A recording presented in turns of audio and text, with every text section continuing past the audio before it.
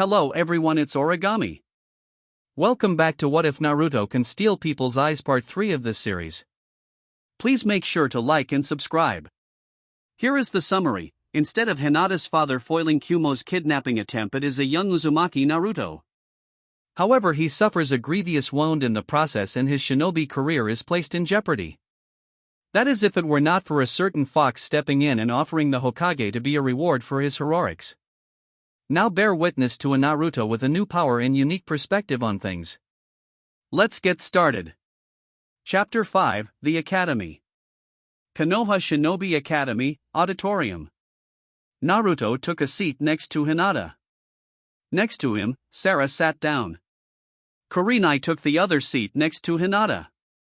The auditorium of the academy was a large room, big enough to hold 100 people comfortably. A space that was quickly being filled as more shinobi hopefuls and their parents/guardians filed in. Naruto had several of his eyes floating overhead, where they went unnoticed by most of the occupants. The ANBU stationed in the room had taken notice and almost acted when they remembered that Uzumaki Naruto was present in the building. They still kept their guard up. With his unique vantage point, Naruto could see where everyone was and even got a good look at who they were. He recognized several familiar faces, the most recent Sasuke, his brother, and that Shursui guy. They were sitting a couple of rows ahead of them. He guessed that Sasuke was a cool guy. Sure, they didn't have the best of starts with him asking about his blindfold.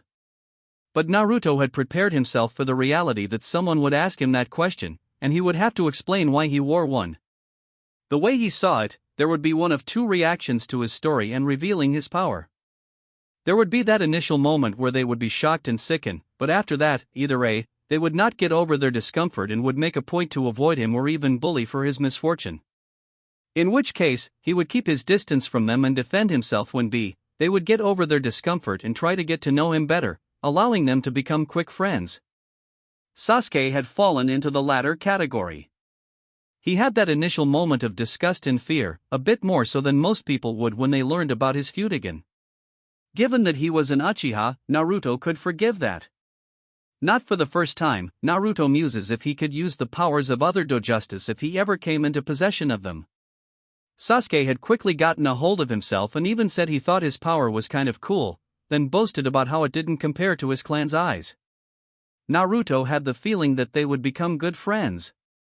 Speaking of friends, Naruto saw several of them sitting throughout the auditorium. Having been taken in as a ward of the Hyuga clan, something that Naruto would be forever grateful about even if the elders were asshats, and being a personal friend of Hinata, Naruto was given the opportunity to meet and befriend the children of several major and minor shinobi clans. Mostly the heirs and heiresses, most he was on good terms with, some though he had become close friends with. In the same row as him and Hinata, but sitting on the opposite end, was Kiba, a feral-looking boy with brown and red fang marks on his cheeks. His mother, equally wild-looking, had an irritated expression on her face. Given that he was acting like an unruly mess and was loud enough for Naruto to hear, he could take a good guess as to why. Naruto smirked to himself. And Sarah Nissen thinks I'm a handful. Wait until you get a sight of kibble breath there. He thought to himself. He took notice of the small puppy sitting on Kiba's head. A few rows behind, he saw a large boy eating a bag of chips, Choji, and a boy with black hair that looked like the top of a pineapple, Shikamaru, and he was asleep. Lazy Nara.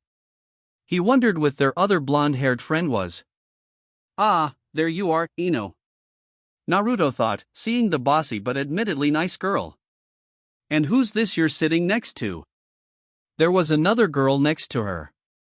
Unusual pink hair with a red ribbon tied into it. A new friend of Ino's? He didn't recognize her from any of the clans, and he hadn't heard of any clan with pink hair. Her clothes suggested she was from a civilian family. Naruto had a frown on his face as he thought over that detail. He didn't have the best history with civilians and their kids. Grant they were improving, but still not on good terms. He wondered how the girl would fit into their dynamic. He would have to find out for later as he spotted the last of his friends. A black-haired boy wearing a trench coat and glasses that covered his eyes, his father sat next to him dressed almost identical. There were several empty seats around them. It seemed no one wanted to be near the bug people. Naruto shook his head, disappointed at how quick people were to judge. He could sympathize with them. There are a lot of people here. He heard Hinata says softly. Naruto nodded his agreement. Taking out the adults, there were around 100 students here, and that was in the first year alone. He imagines his class would get smaller with each year as the students would be weeded out. From what he heard from Gigi and Hinata's dad, a third of their year group would have dropped out by the time they got to graduation. Maybe even half, depending on the quality or lack thereof of the students. The academy was meant to weed out the weak and build up the strongest, the brightest, and the most talented. Wonder how many of them realize what they're in for. Most forgot that while it didn't have all the same restrictions, the shinobi forces of Konoha and, by extension, the academy was a military institution. Most of the parents believed that their child would become some noble hero of the village and live a life of glory and adventure. Naruto knew better. Hinata's father, Sarah, and even Kurama had seen to that. While there would be elements of that fantasy, he knew it would be a life of hardship and that he would see and do things that would haunt him. But despite this, he still wished to protect the village and the people he held dear to his heart. Yeah, there is. Naruto said after a moment of thought. And Naruto-kun, can you see the others? Hinata asked.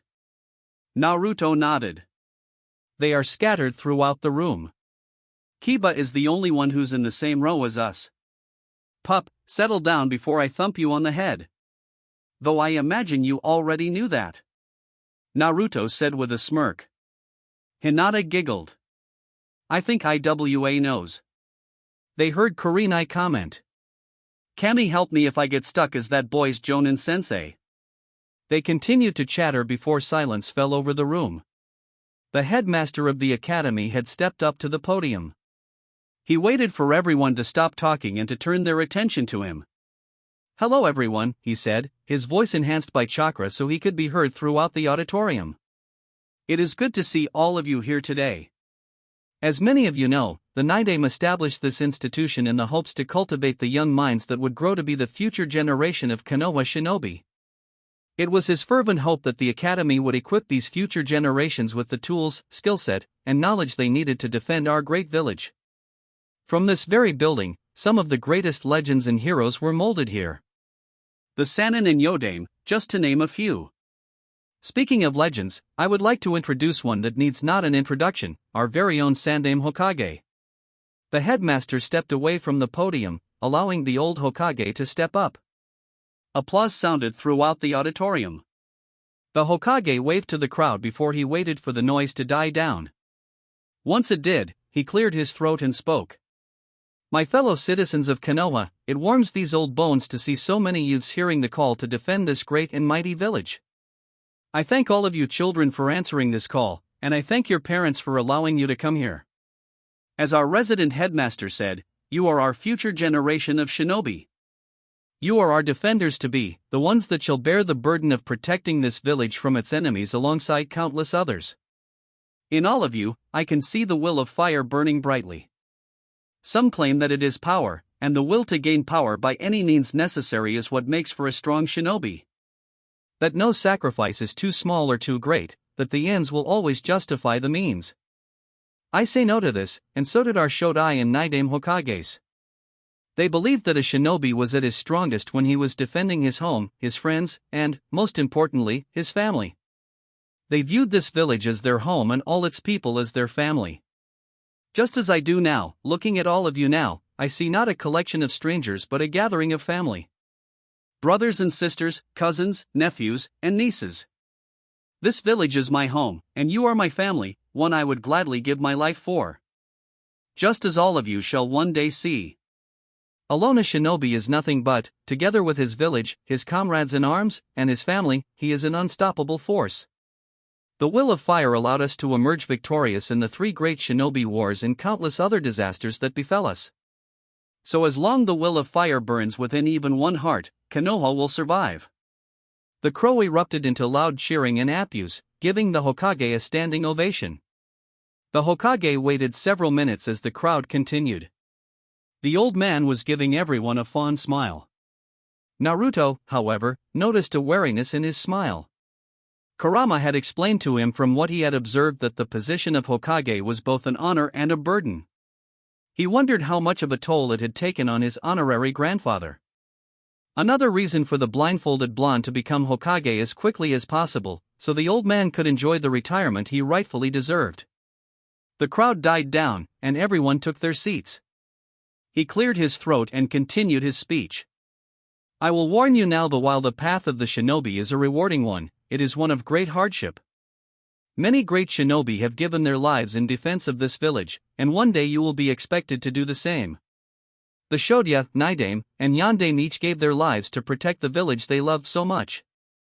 Their sacrifice is still honored and remembered today, and as well yours.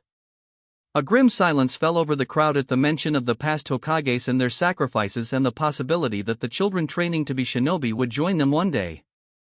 It was a thought that most preferred to pass to the backs of their minds. The moment was brief as the Sandaime smiled. But until then, I hope all of you have a great day. The Hokage stepped away from the podium, allowing the headmaster to take his place. With that said, this orientation is finished. I asked that the students begin to leave for their classrooms. In the hallway just outside, you will find several sheets of paper that will tell you your assigned class and where to find it. Parents and guardians, you are free to leave anytime or remain here. Refreshments will be provided as you wait for your charges and are free to mingle amongst yourselves. Again, I welcome every student here and look forward to the next 5 years together. Dismissed. The group of 4 waits for the rest of the row to clear out before getting up and leaving. Now, Hinata-sama and Naruto-kun, this is where we'll be leaving you, Sarah said as they got to the doorway. Remember you two, this is your first day, so there is no pressure on you to excel, Kurenai added. So, try to enjoy yourselves. We will. Naruto said. I'll try, too. Hinata said softly. Sarah looks at Naruto. And Naruto, do please try to stay out of trouble. I don't need another lecture from the elders. She said. Naruto gave her a mock expression of disbelief. Sarah-chan, I'm not that big of a troublemaker. He responded. The Hyuga woman had an expression that could be translated as you couldn't convince yourself? Naruto felt a sweat drop roll down his neck. I'll try, but I make no guarantees. Sarah looked at him for a second longer before closing her eyes and sighing. I suppose that will have to do.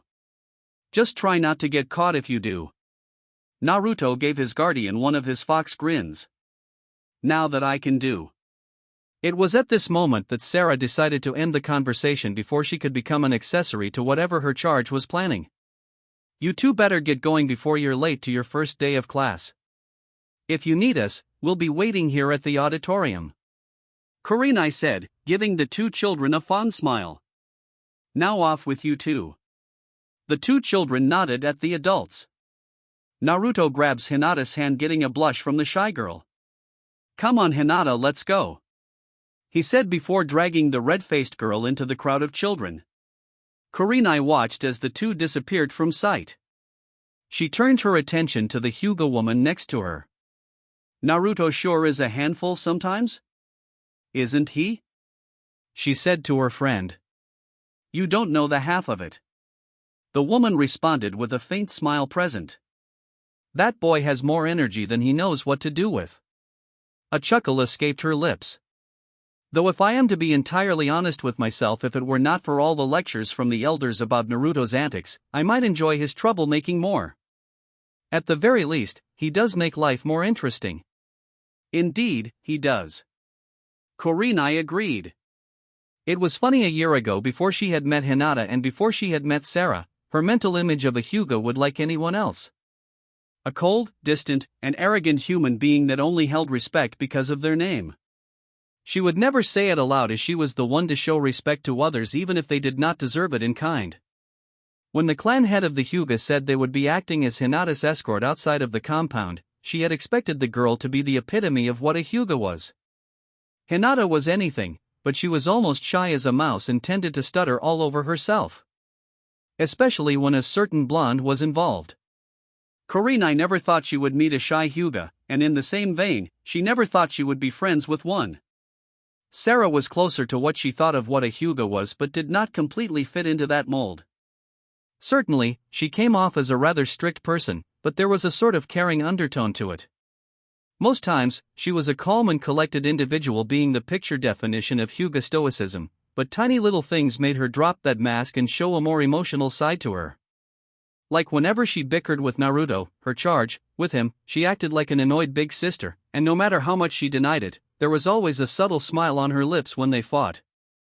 Likewise, whenever someone was cruel to Naruto or showed even the slightest sign of wanting to harm the boy, the woman was ready and willing to leap into action, showing that mothers were not the only thing to worry about when messing with their young. From her interactions with Sarah, Hinata and her family, she had learned that while there were plenty of Hyuga that fell into the stereotype, there were plenty more that did not. Even some of the former had small little quirks that made them seem more human if you paid enough attention. Plus, it was nice to have another kunoichi as a friend who was not completely batshit insane. Anko, I love you like a sister, but you drive me crazy sometimes. Kurenai turned around. Come on, Sarah. Let us go and see if we can find Itachi and Shisui. She had noticed the small blush on Sarah's face when she talked with Shisui. I'm certain that you're interested in getting to know them better. The women of the Yamanaka clan were not the only ones that liked to play matchmaker after all. And Hyuga and an Uchiha, that was going to make things interesting. I would be interested to learn more about them. Sarah responded, following Kurenai into the auditorium. Shikamaru had been of the first to enter the classroom, mainly so he could find a good place to nap undisturbed. To anyone else coming in, they would see him acting like a typical Nara of the male genome, lazy as can be. That was true by their nature. Most Nara men and some of the women were easygoing and preferred not to deal with what they termed as troublesome. This also served as a cover. What few knew or even suspected was that they were very observant individuals, scarcely so at times. It came with their high intelligence, so even when they were lazily sleeping or appeared to be, they were fully aware of their surroundings. Nara Shikamaru had chosen the top roll of the classroom to have the best vantage point to observe the class while he slept. No one noticed, not even Choji, his best friend sitting next to him, took note that every time a student walked through the door, Shikamaru would peek it from a small gap in between his folded arms. His sharp mind would analyze them and make quick determinations on whether they would graduate from the academy and become shinobi. Most he noted were civilian children, not surprising despite numerous shinobi clans and smaller shinobi families. A large portion of Konoha's shinobi corporation came from civilian stock. He also knew better than to underestimate civilian-born shinobi. The Yondaime, Jiraiya, and even Orochimaru had proven that one did not need to be from a prominent clan or family to become a great shinobi. Some he had already decided would not make it. Maybe a few would get through a year or two before dropping out but would not be shinobi all the same. Others would, but he determined that they would not become anything noteworthy. The rest, as he noted, were the ones to keep an eye on. Speaking of, Shikamaru briefly glanced over at the odd sight of a pair of eyes floating above the classroom. So, you're attending as well. How troublesome, now I'll have two annoying blondes to deal with. Shikamaru's gaze returned to the rest of the class. The notable students were, for one, all clan-born and heirs no less. There goes the whole you don't need to be born from greatness to be great notion, and two, they were all his friends. You'd think a higher power had planned this. The one exception was a pink-haired girl sitting next to Ino. He remembered Ino mentioning the other day that she made a new friend and that she would be attending the academy with them. The girl was shyly clinging to the Yamanaka girl, but Shikamaru could see that her timid eyes hid a keen intellect. Sitting down in the front row, the Nara could see another unfamiliar face, or, to be more accurate, unfamiliar back. But the symbol on his shirt was something that everyone in the village knew well. The trademark red and white fan of the Uchiha clan was a dead giveaway of the boy's heritage. If the pattern were to hold and Shikamaru knew better than to doubt such things, then this boy was the son of the Uchiha clan head. Didn't he have an older brother who was rumored to become ANBU captain? This is going to be an interesting class, he decided. Troublesome. The door slid open, and in walked two figures he knew very well. Uzumaki Naruto walked in with a very shy and very red Hyuga Hinata clinging to his arm. The boy had a bright, cheery smile on his face as he strolled in, with Hinata closing the door behind them. Kiba was the second to notice their presence as the wild boy greeted them with a boast. Well, if it isn't the Hyuga's favorite pet," he said hotly. "Hey, kibble breath," Naruto responds. "I see you finally got a master to keep you on a leash. My apologies to you, little guy. I imagine he's a handful to keep up with." "Hey! Bark!" the puppy on Kiba's head answered, wagging his tail. "Akamaru no siding with the enemy." Kiba whined to his partner. From there, things descend into a heated but strangely friendly argument between the two boys. Shikamaru had to refrain from rolling his eyes and kept his amused smile hidden. Contrary to appearance, the two arguing boys were close friends and were just as quick to support each other as they would fight. Their fight lasted for a few minutes, with the two almost challenging each other to a spar before the door slid open again, and two men walked in, both wore Chunin vests. The first one had tan skin, a scar across his nose, and his hair was done in a ponytail. He has a friendly, almost brotherly aura coming from him. The other one had white hair that went to his shoulders, and for reasons that Shikamaru couldn't place, he felt something was off about the man. "All right, class, settle down and get to your seats," said the scarred Chunin. The class quickly did as he said.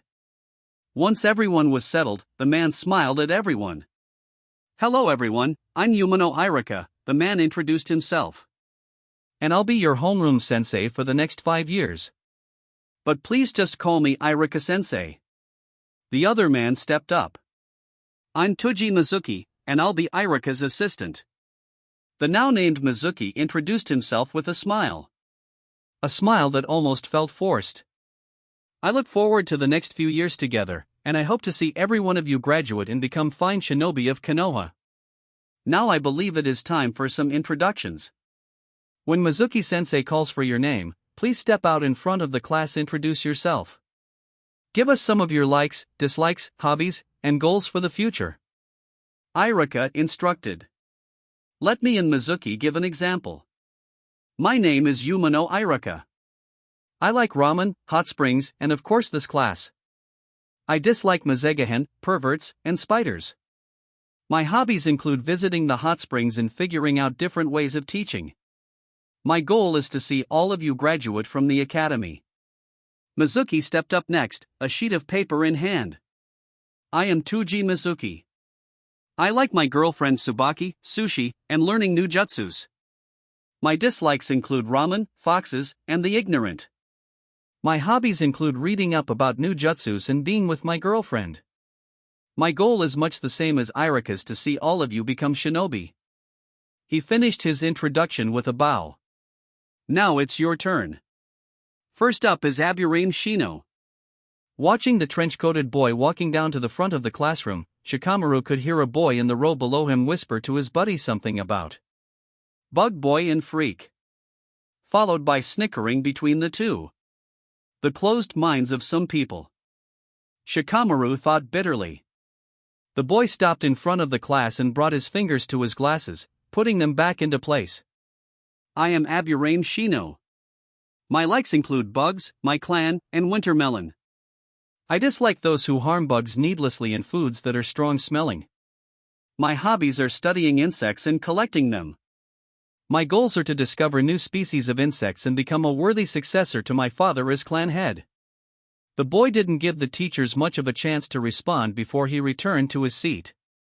"Up next is Akimichi Choji," Mizuki said. Next to him, Choji stood up, still eating his chips. "Great, not only do we have a bug freak in the class but also a fat stash. The boy from a second ago was interrupted by a grunt from Shikamaru. The boy and his friend turned to face him, giving him odd looks. Lazily the Nara boy points his finger. The boys followed and froze in fright. Choji, the normally kind, sweet kid, gave them a death glare that would make seasoned shinobi take a step back. Needless to say, the boys didn't finish their conversation and would likely remain silent for the rest of the day. Choji got to the front of the classroom. "My name is Akimichi Choji. I like eating, my friend Shikamaru, and butterflies. I dislike bullies and anything food I cannot eat. My hobbies are eating lots of food and hanging out with my friends. My goal is to one day run my family's restaurant. When Shoji got back to his seat, Mizuki read off more names, and the students would introduce themselves. Mostly boring stuff that Shikamaru could not be bothered to remember. Haruno Sakura, seeing the pink-haired girl next to Ino's stand, got the Nara's attention. The girl shyly made her way to the front of the class. My name is Haruno Sakura. I like reading, my friend Ino-san, and dumplings. I don't like perverts, bullies, and anything spicy. My hobbies are reading and playing trivia games. I don't have a goal that I can think of other than maybe becoming a strong kunoichi. The girl gave a quick bow before she darted back to her seat. Another student was introduced before a familiar name was called up. Hyuga Hinata. Shikamaru looked down at where the Hyuga heiress was sitting at. He saw Naruto lay a comforting hand on her and whisper something to her. The girl nodded at him, a small blush on her cheeks lighting up. The girl got up from her seat and slowly walked out in front of the classroom. The girl was pushing her index fingers together, a shy habit of hers she had yet to grow out of. My name is Hyuga Hinata. I like cinnamon, rabbits, and nar, the girl stuttered out. Shikamaru had an idea of what she was trying to say, or who. My friends. She quickly changed. I don't like bullies, CR crabs, and the caged bird seal used by my C-clan. My hobby is flower pressing. My goal is to become a strong and capable kunoichi and become the head of my clan and change it for the better. Towards the end, she had become more confident. The girl bowed and quietly returned to her seat. The next to be called for was everyone's second favorite loudmouth. Inazuka Kiba. The feral-appearing boy just about jumped down from his row to the front of the class, his canine partner nestled in the front of his jacket. My name is Inazuka Kiba, the most awesome guy you will ever meet. I like dogs, especially my partner, Hirakameru, said partner gave a happy bark getting coos from some of the girls. Most meets, and girls. I don't like cats and anything that isn't chewy.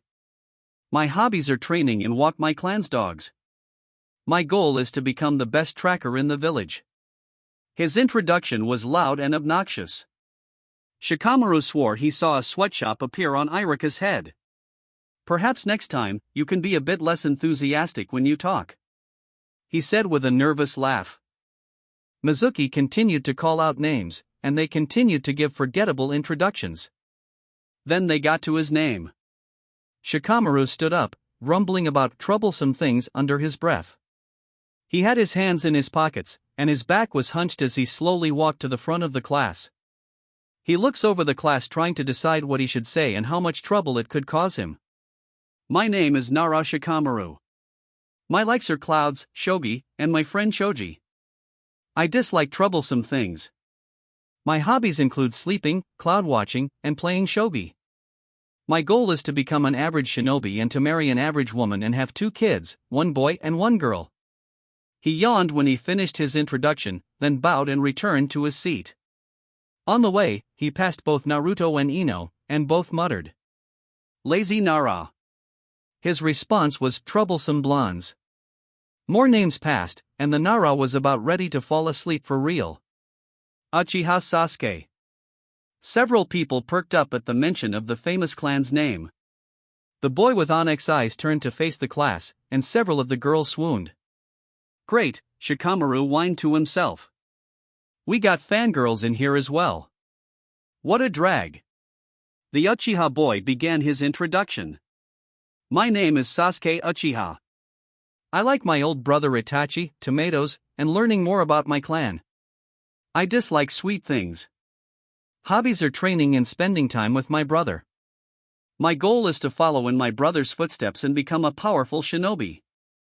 I'm sure you will, Irika said, seeing the boy return to his seat. Mizuki, let's get to the last students and wrap up things. Mizuki nodded to Irika and looked back to the sheet. He was about to call out the next name when he stopped himself.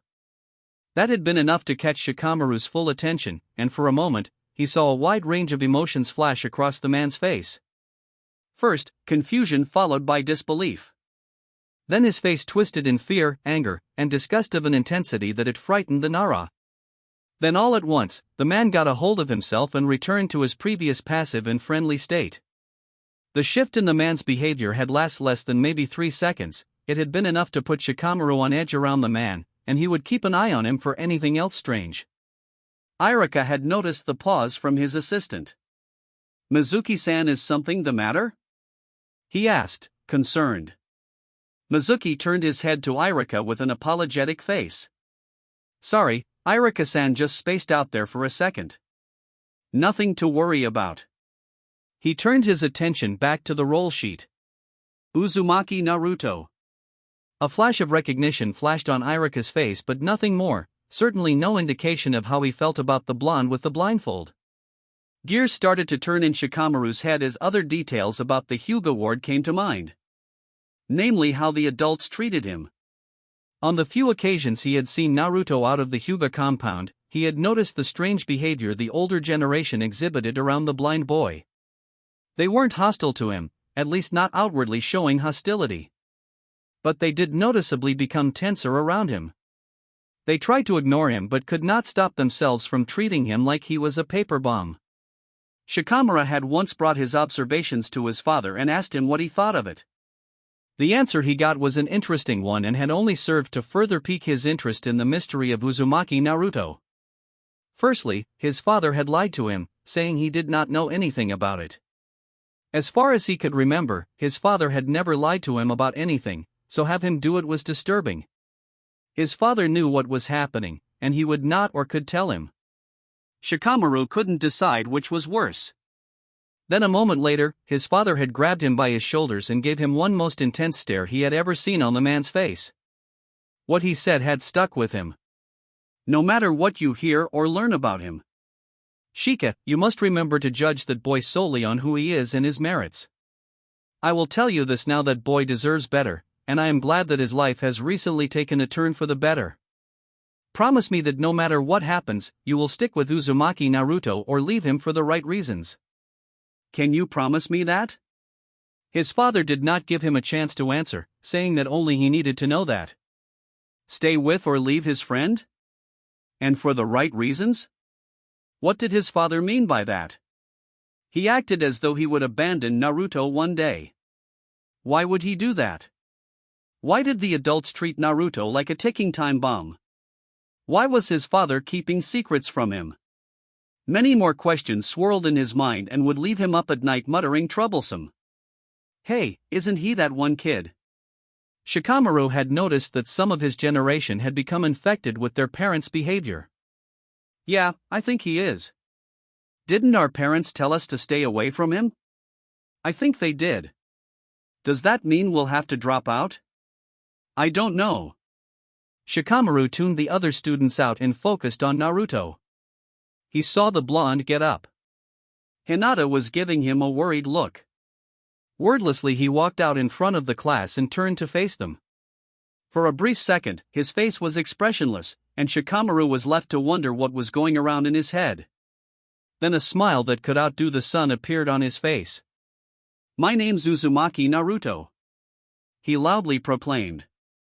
"I like ramen, Hinata-chan," said Hyuga Arisapt.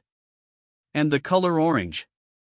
I dislike the 5 minutes it takes to make instant ramen, bullies, kidnappers, and people who can't tell the difference between the kunai and the scroll." At this, both of the adults stiffened and gave each other a concerned look. "My hobbies include trying different kinds of ramen, gardening, and training. My goal, no, my dream is to become the greatest of the Hokages." The class was stunned into silence, not that they were making much noise to start with.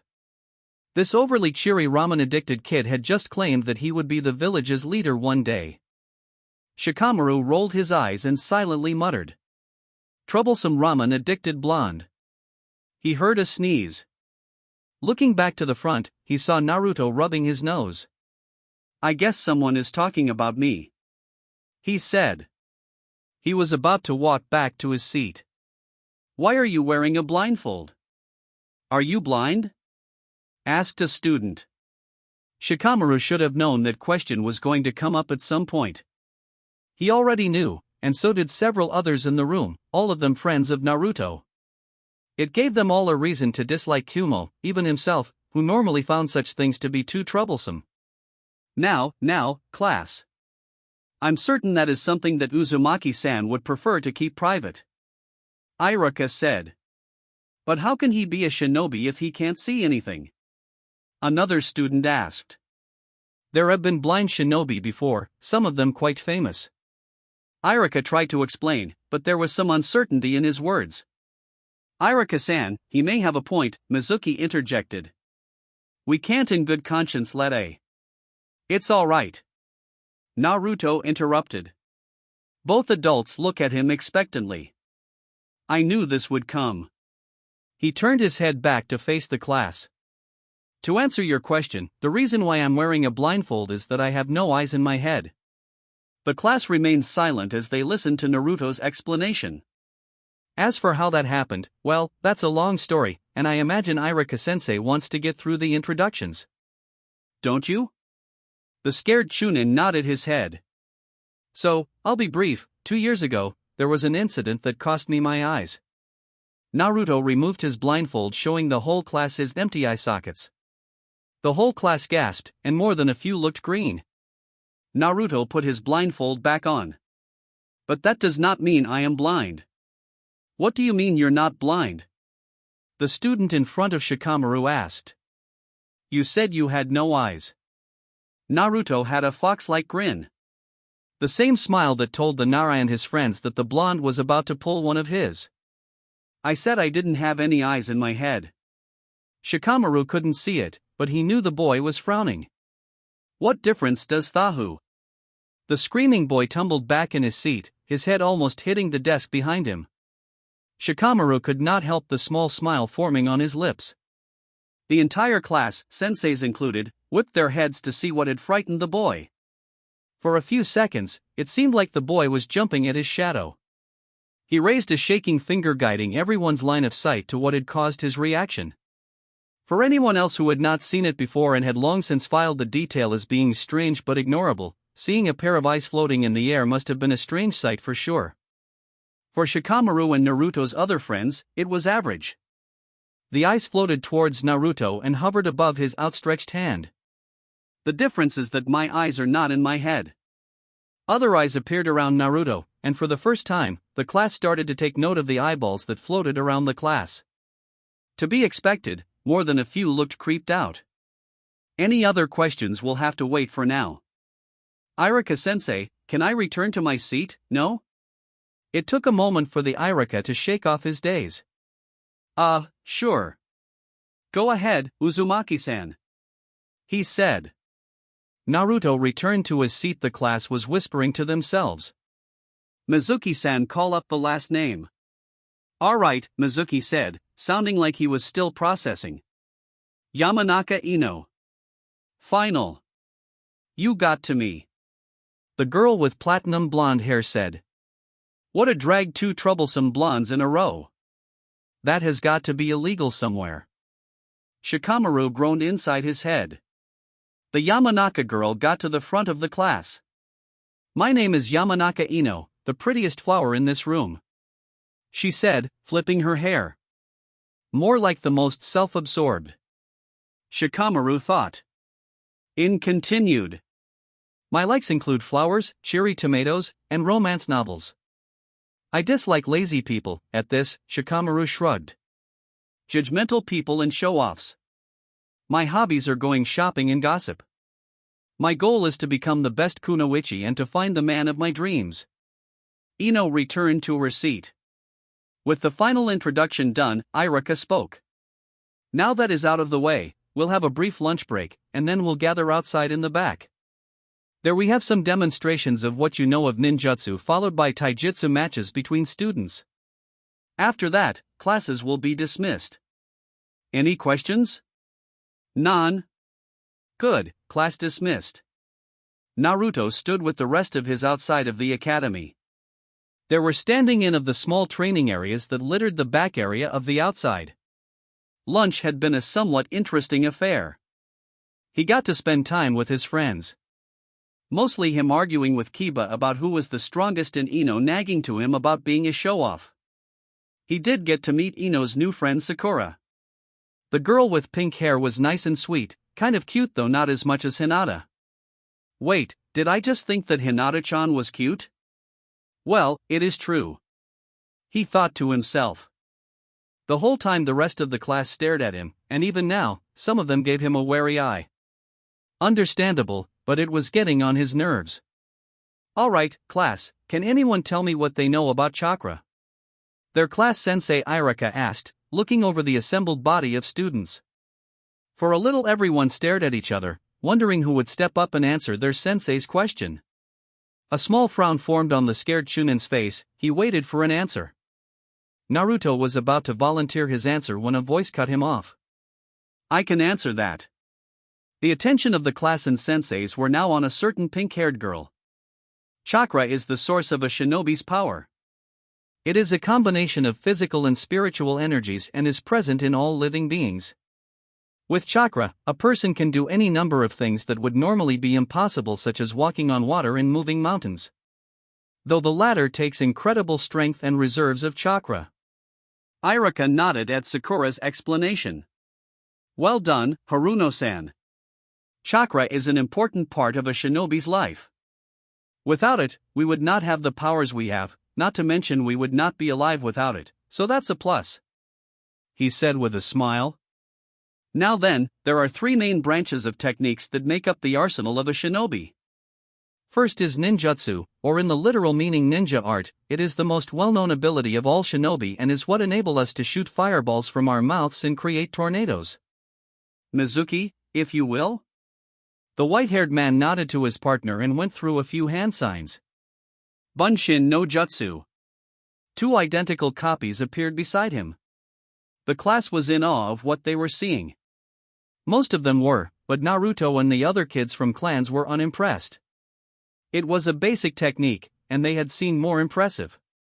What you see here is one of the many things you can do with ninjutsu. Irika nodded to Mizuki, and the clones dispelled. What saw was the Bunshin no Jutsu. As you saw, it creates copies of the caster, but do not be mistaken. They are not real but are, in fact, illusions.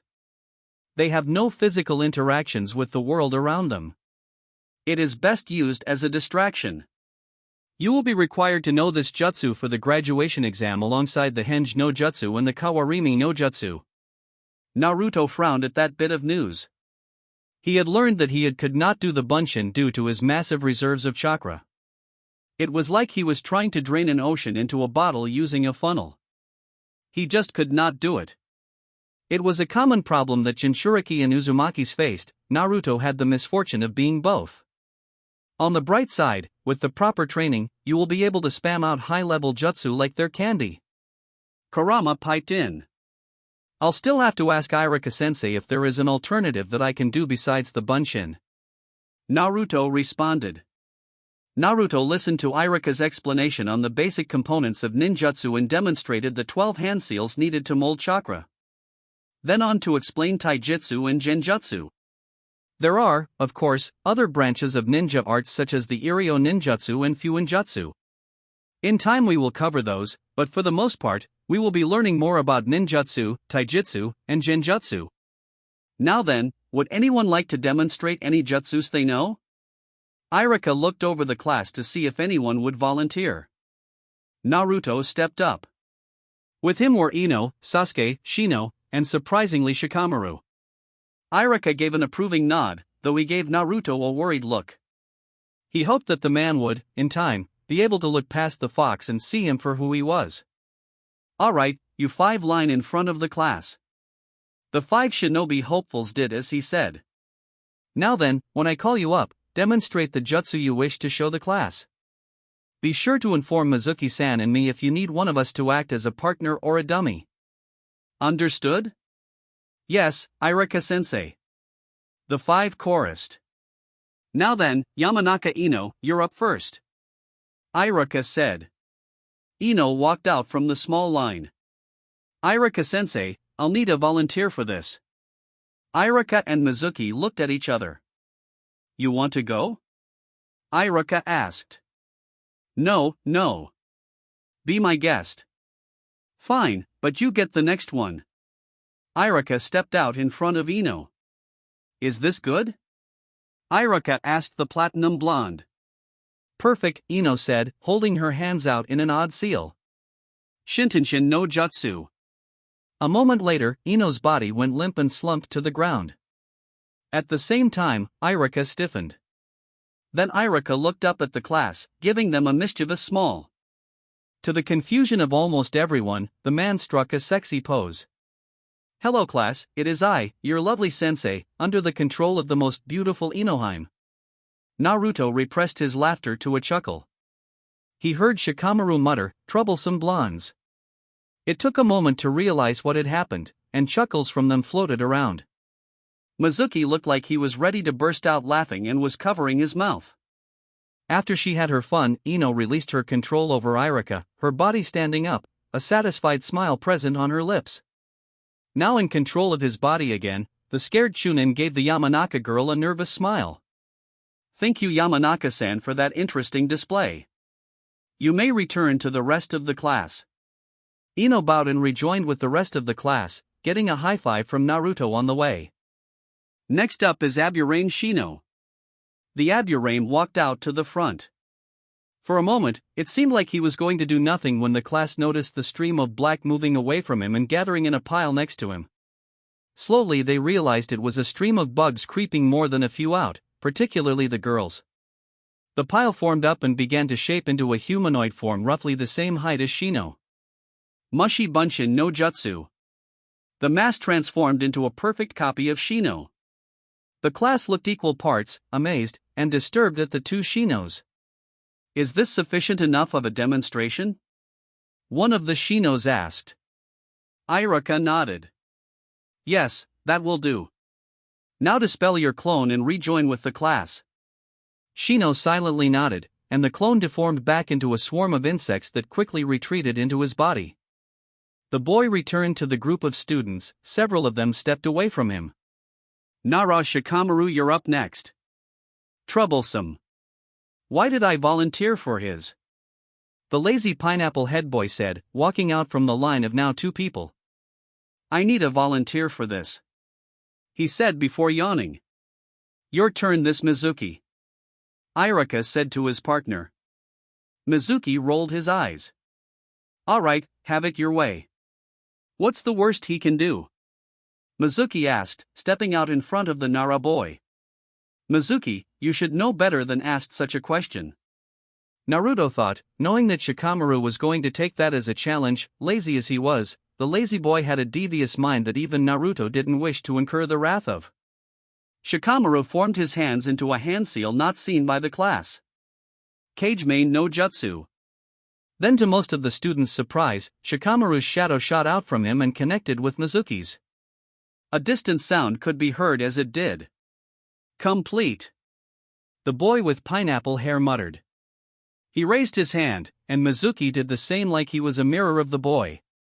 So, this is the famous shadow possession that the Nara clan are known for. The man said nervously. Now, I don't suppose you can let me go, and we can move along the line? For a moment, Naruto saw a small smirk appear on the lazy boy's face and knew that he wasn't done with the assistant sensei. Maybe, Shikamaru said. But just one more thing. He added. What are you?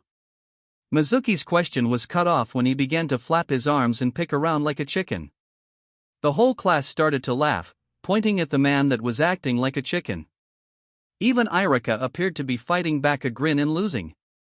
After a moment, the scarred Chunin decided to come to the rescue of his friend and partner. Nara-san, I believe that will be enough. Release him and rejoin with the rest of the class. Understood? He said, the smile having won out.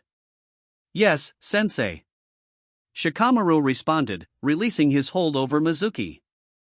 The man stopped acting like a chicken, and Shikamaru joined with the rest of the class, getting several high fives from other students. Though he did get a bump on the head from an irate Ino. The next person was called up. Uchiha Sasuke. Sasuke walked up to the front. Irika-sensei, I'll need a target for my jutsu. he said. Irika nodded to the Uchiha boy. That can be done, Uchiha-san. Mizuki-san, if you will? I'm on it. Mizuki said, starting to walk away. Mizuki-sensei, Naruto said before the man could get too far. If it is not too much trouble to ask, could you also get me a target? My jutsu also requires it. He asked him. The white-haired Chunin looks to his partner for confirmation. Irika nodded. It will save you a trip and a few minutes for the class. He explained. Mizuki sighed. Alright, too soon to be damaged or destroyed targets coming right up. A few minutes later, a target had been set up for the Sasuke, and another was lying beside Mizuki. Sasuke stood in front of the target set up for him. He took a breath, likely to calm himself and center his mind. He flashed 3 quick hand seals holding on Tora, and took a deep breath. Katan, Gokaku. Then he breathed out a steady stream of fire that formed into a ball, and it shot out towards the target. The thing never stood a chance and was consumed in the ball of fire. The flames quickly died down, leaving a small pile of burning wood. The class was amazed, and Naruto had to admit he was impressed. He's not half bad, isn't he, Kurama? Naruto asked the fox. Oh yes, really impressive. An Uchiha that can breathe fire. Who would have thought it possible? Next, you'll be telling me that they have some weird eye infection that gives them powers like copying other jutsus or mind-controlling people. Kurama said, his voice not dripping but drenched in sarcasm. If he still had them in his head, he would be rolling his eyes. The fox had an intense hatred towards the Uchiha clan, though not without good reason. Irika put the flames out with a quick water jutsu. That was very impressive, Uchiha-san. In fact, that is the most advanced jutsu I've seen so far out of the class. You're differently a level above your peers. Irika praised the Uchiha boy. I'll be looking forward to your progress. Now then, rejoin with the rest of the class. Sasuke walked away, more than a few of the girls giving him longing looks. Alright, Uzumaki Naruto, you're last. Just let Mizuki-san set up your target first, and then you can show us what you can do. Irika said. After about a minute of waiting, the target had been set up. Naruto walked out to face the target. Like Sasuke did before, he took a deep breath to calm himself and center his mind on what he wanted to do. He held his hand out, and one of his eyes floated out in front of it a few inches away. Focusing through the eyeball, he narrowed his sight on the target. He channeled his chakra molding into what he needed it to do and sending it through the invisible strings that connected him to his collection of eyes. This technique did not require hand seals to do but did require him to channel the chakra through his hands, a limitation he hoped to overcome one day. When he felt like the chakra was right, he activated his jutsu. Futigen, Piasa Shursen. Several bolts of light were shot out from the eye. Most found their mark on the target, leaving burning holes in it. The few that missed harmlessly dissipated as they only had enough energy to reach the target. Again, the class was stunned by what they saw, and his friends were surprised as well as he had not shown them this technique with it being a recent development. What do you think? Naruto asked mostly Irika and, to a lesser extent, the class. That was, Irika trailed off for a second uncertain of how he should respond. Interesting. He finished. Uzumaki-san, what was that? I've never seen or heard of a technique like that before. Irika asked. Naruto could sense his curiosity was genuine. The other students were staring at him, keenly listening in. Naruto smiled at himself when they weren't giving him those hateful and fearful stares. Naruto liked being the center of attention. It's a technique I made for my Futigen, he said, having the eye float above an outstretched hand. All I have to do is channel some chakra into my eyes, and they shot them out in concentrated bolts or beams. It takes a little bit of concentration. I see. Irika said, absorbing the information. How long does it take to charge these bolts or beams? Depends on what I want them to do. Naruto answered. If I want to stun my opponents, then maybe a few seconds, and it would take several shots or the beam to connect for just as long. Anything beyond that, I'm really sure. But I am working on cutting down on the times to make it more viable in a fight. I'm thinking maybe mostly using to distract my opponents by making them worry about multiple angles of attack. Naruto explained. Interesting. Irika said, rubbing his chin. I would be interested in talking to you more about this technique. It sounds like it can be very useful. Irika said. Mizuki coughed, getting the attention of the two. While I find this to be just as fascinating as you, Irika-san, we do have a class to take care of, he said. Irika nodded to his friend. We'll talk about this later when we have more time, Uzumaki-san. Naruto smiled, sensing the opportunity to make another friend. He felt like Irika was a good person. For whatever reason, Naruto was an unusually good judge of character. What he did not know was that since he was the container of the Kyuubi or Kurama as he came to know him as, Naruto could, on a subconscious level, sense the intentions of others. Kurama made a mental note to tell the boy and teach him how to use it on a conscious level. For the same reason, he felt something was off about Mizuki. He would have to be careful around that man. Sure, I would love to. I know this great place that makes the best ramen. Maybe we can talk about it over a few bowls. Irika smiled. I would be happy to just let me know where it is, and we'll meet up there sometime. My treat. Irika had unknowingly condemned his wallet to a painful death. Now then that demonstrations are over, let us get on to the rest of the class. Everyone follow me. The class followed the scared Chunin to another section of the training field. This one had a large circle drawn into it, a sparring arena. All right, class. Irika called to everyone. For our last activity of the day, we will be having taijutsu spars between students. Sparring partners will be chosen at random. Mizuki stepped forward, holding a glass bowl full of small sheets of paper. In this bowl are the numbers 1 to 15. Each number has a copy, meaning that there are 2 of each number. Irika explained, getting nods from the class. Each of you will get to draw one number, and you will spare against the person who drew the same number as you. For example, Irika reached into the bowl and drew out a sheet of paper. Number 11. He said, showing the number to the class. That means my opponent would whoever draw out the other 11. Do you understand? Irika asked, putting the sheet back into the bowl. Everyone nodded. Good, then let's get started. It didn't take long for everyone to draw their numbers. Should I be worried that I drew this number? Naruto asked, holding the number 9. Or be happy about it? Beats me. Kurama responded in a monotone voice. Considering the luck of you, Uzumakis, it could go either way. Now that everyone has a number, we can begin to determine the sparring pairs. Irika said once everyone was done. I will call out each number. The students with that number will enter the ring. Each match will last 5 minutes. The scared Chunin pulls out a small timer from one of his pouches. Once the timer goes off or when Mizuki or I say stop, you will stop the spar and not a moment after. Am I understood? Yes, sensei. The winner of each match will be determined by Mizuki and I or when one of you manages to pin your opponent to the floor for 5 seconds or push them out of the arena. Remember this taijutsu only, no ninjutsu or genjutsu, only hand-to-hand combat.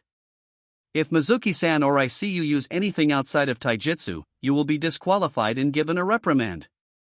Understood? Everyone nods. Irika smiles. Good. Now, remember this is just a friendly spar between comrades, so have fun. Let's begin with number 1 come forth.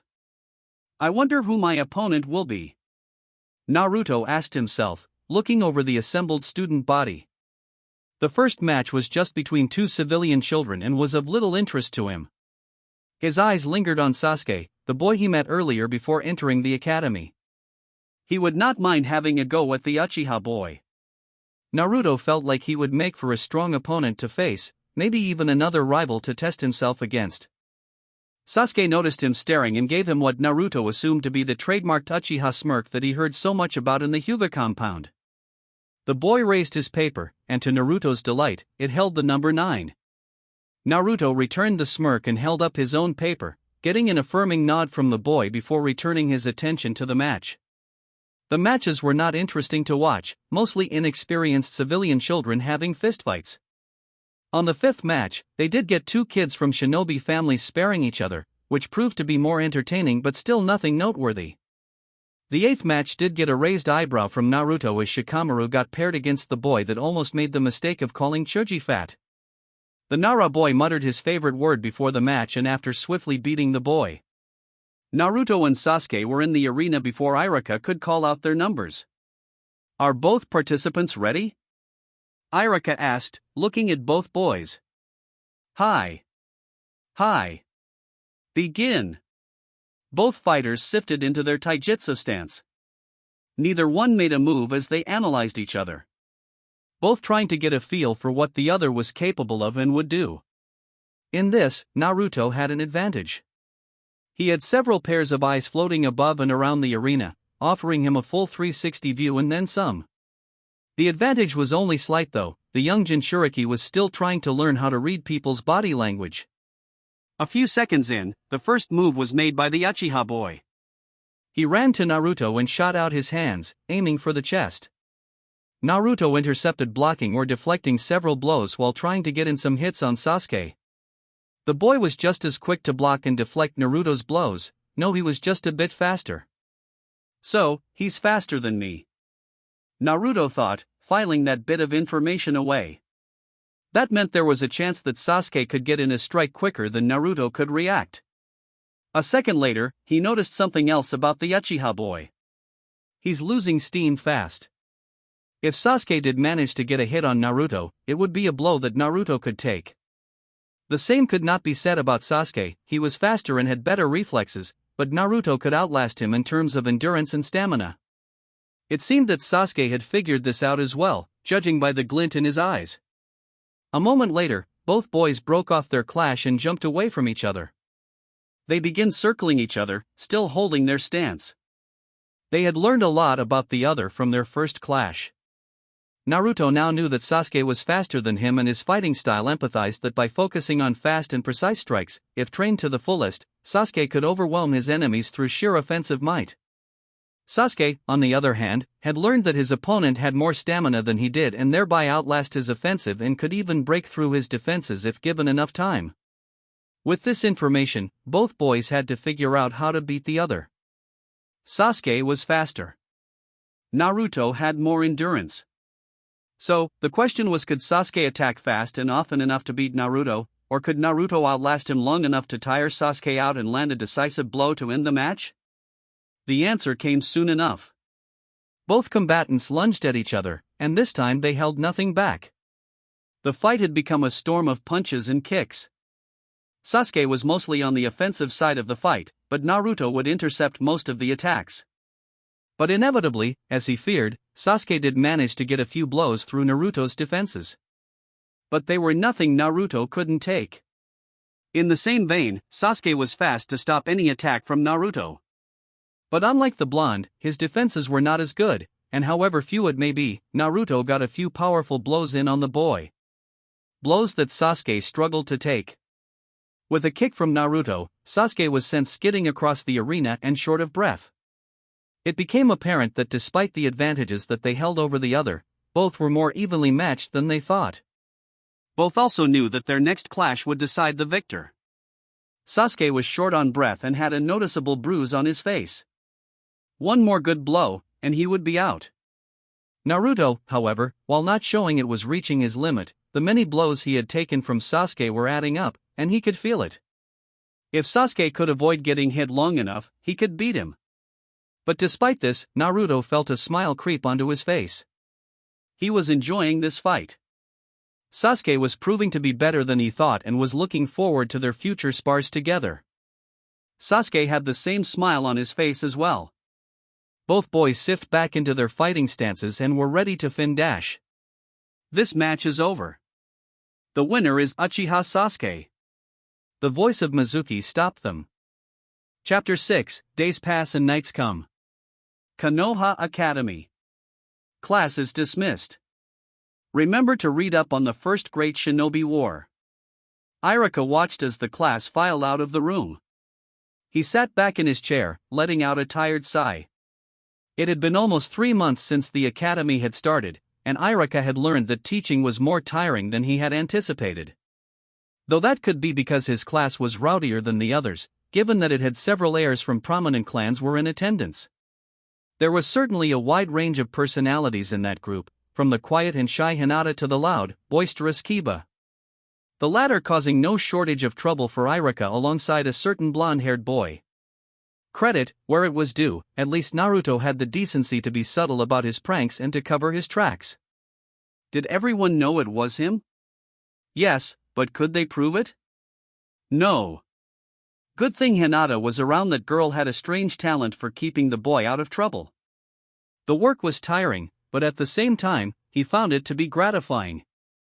Teaching and molding the next generation was an oddly rewarding experience, being able to see firsthand their growth as both people and as shinobi. In the short time he had spent with this class, he came to genuinely believe that they held immense potential. Potential that would turn most of his class into some of the finest shinobi the village had to offer if handled correctly. He would be laying down that foundation, a task he intended to take seriously. A stack of papers was flopped down on his desk, breaking him out of his thoughts. He looked to see Mizuki looking at him. "The papers for today," he said with a distant tone. Irika felt a small frown coming onto his lips. He and Mizuki had grown distant recently. It was hard to say if they were still friends or not. He had to wonder where they had started to drift apart the first day at the academy 3 months ago. No, looking back at it now, Irika realized they had started to drift away from being friends long before that. That day just made the gap openly apparent to him. Flashback 3 months ago. Both boys were stunned for a moment, and so was Irika.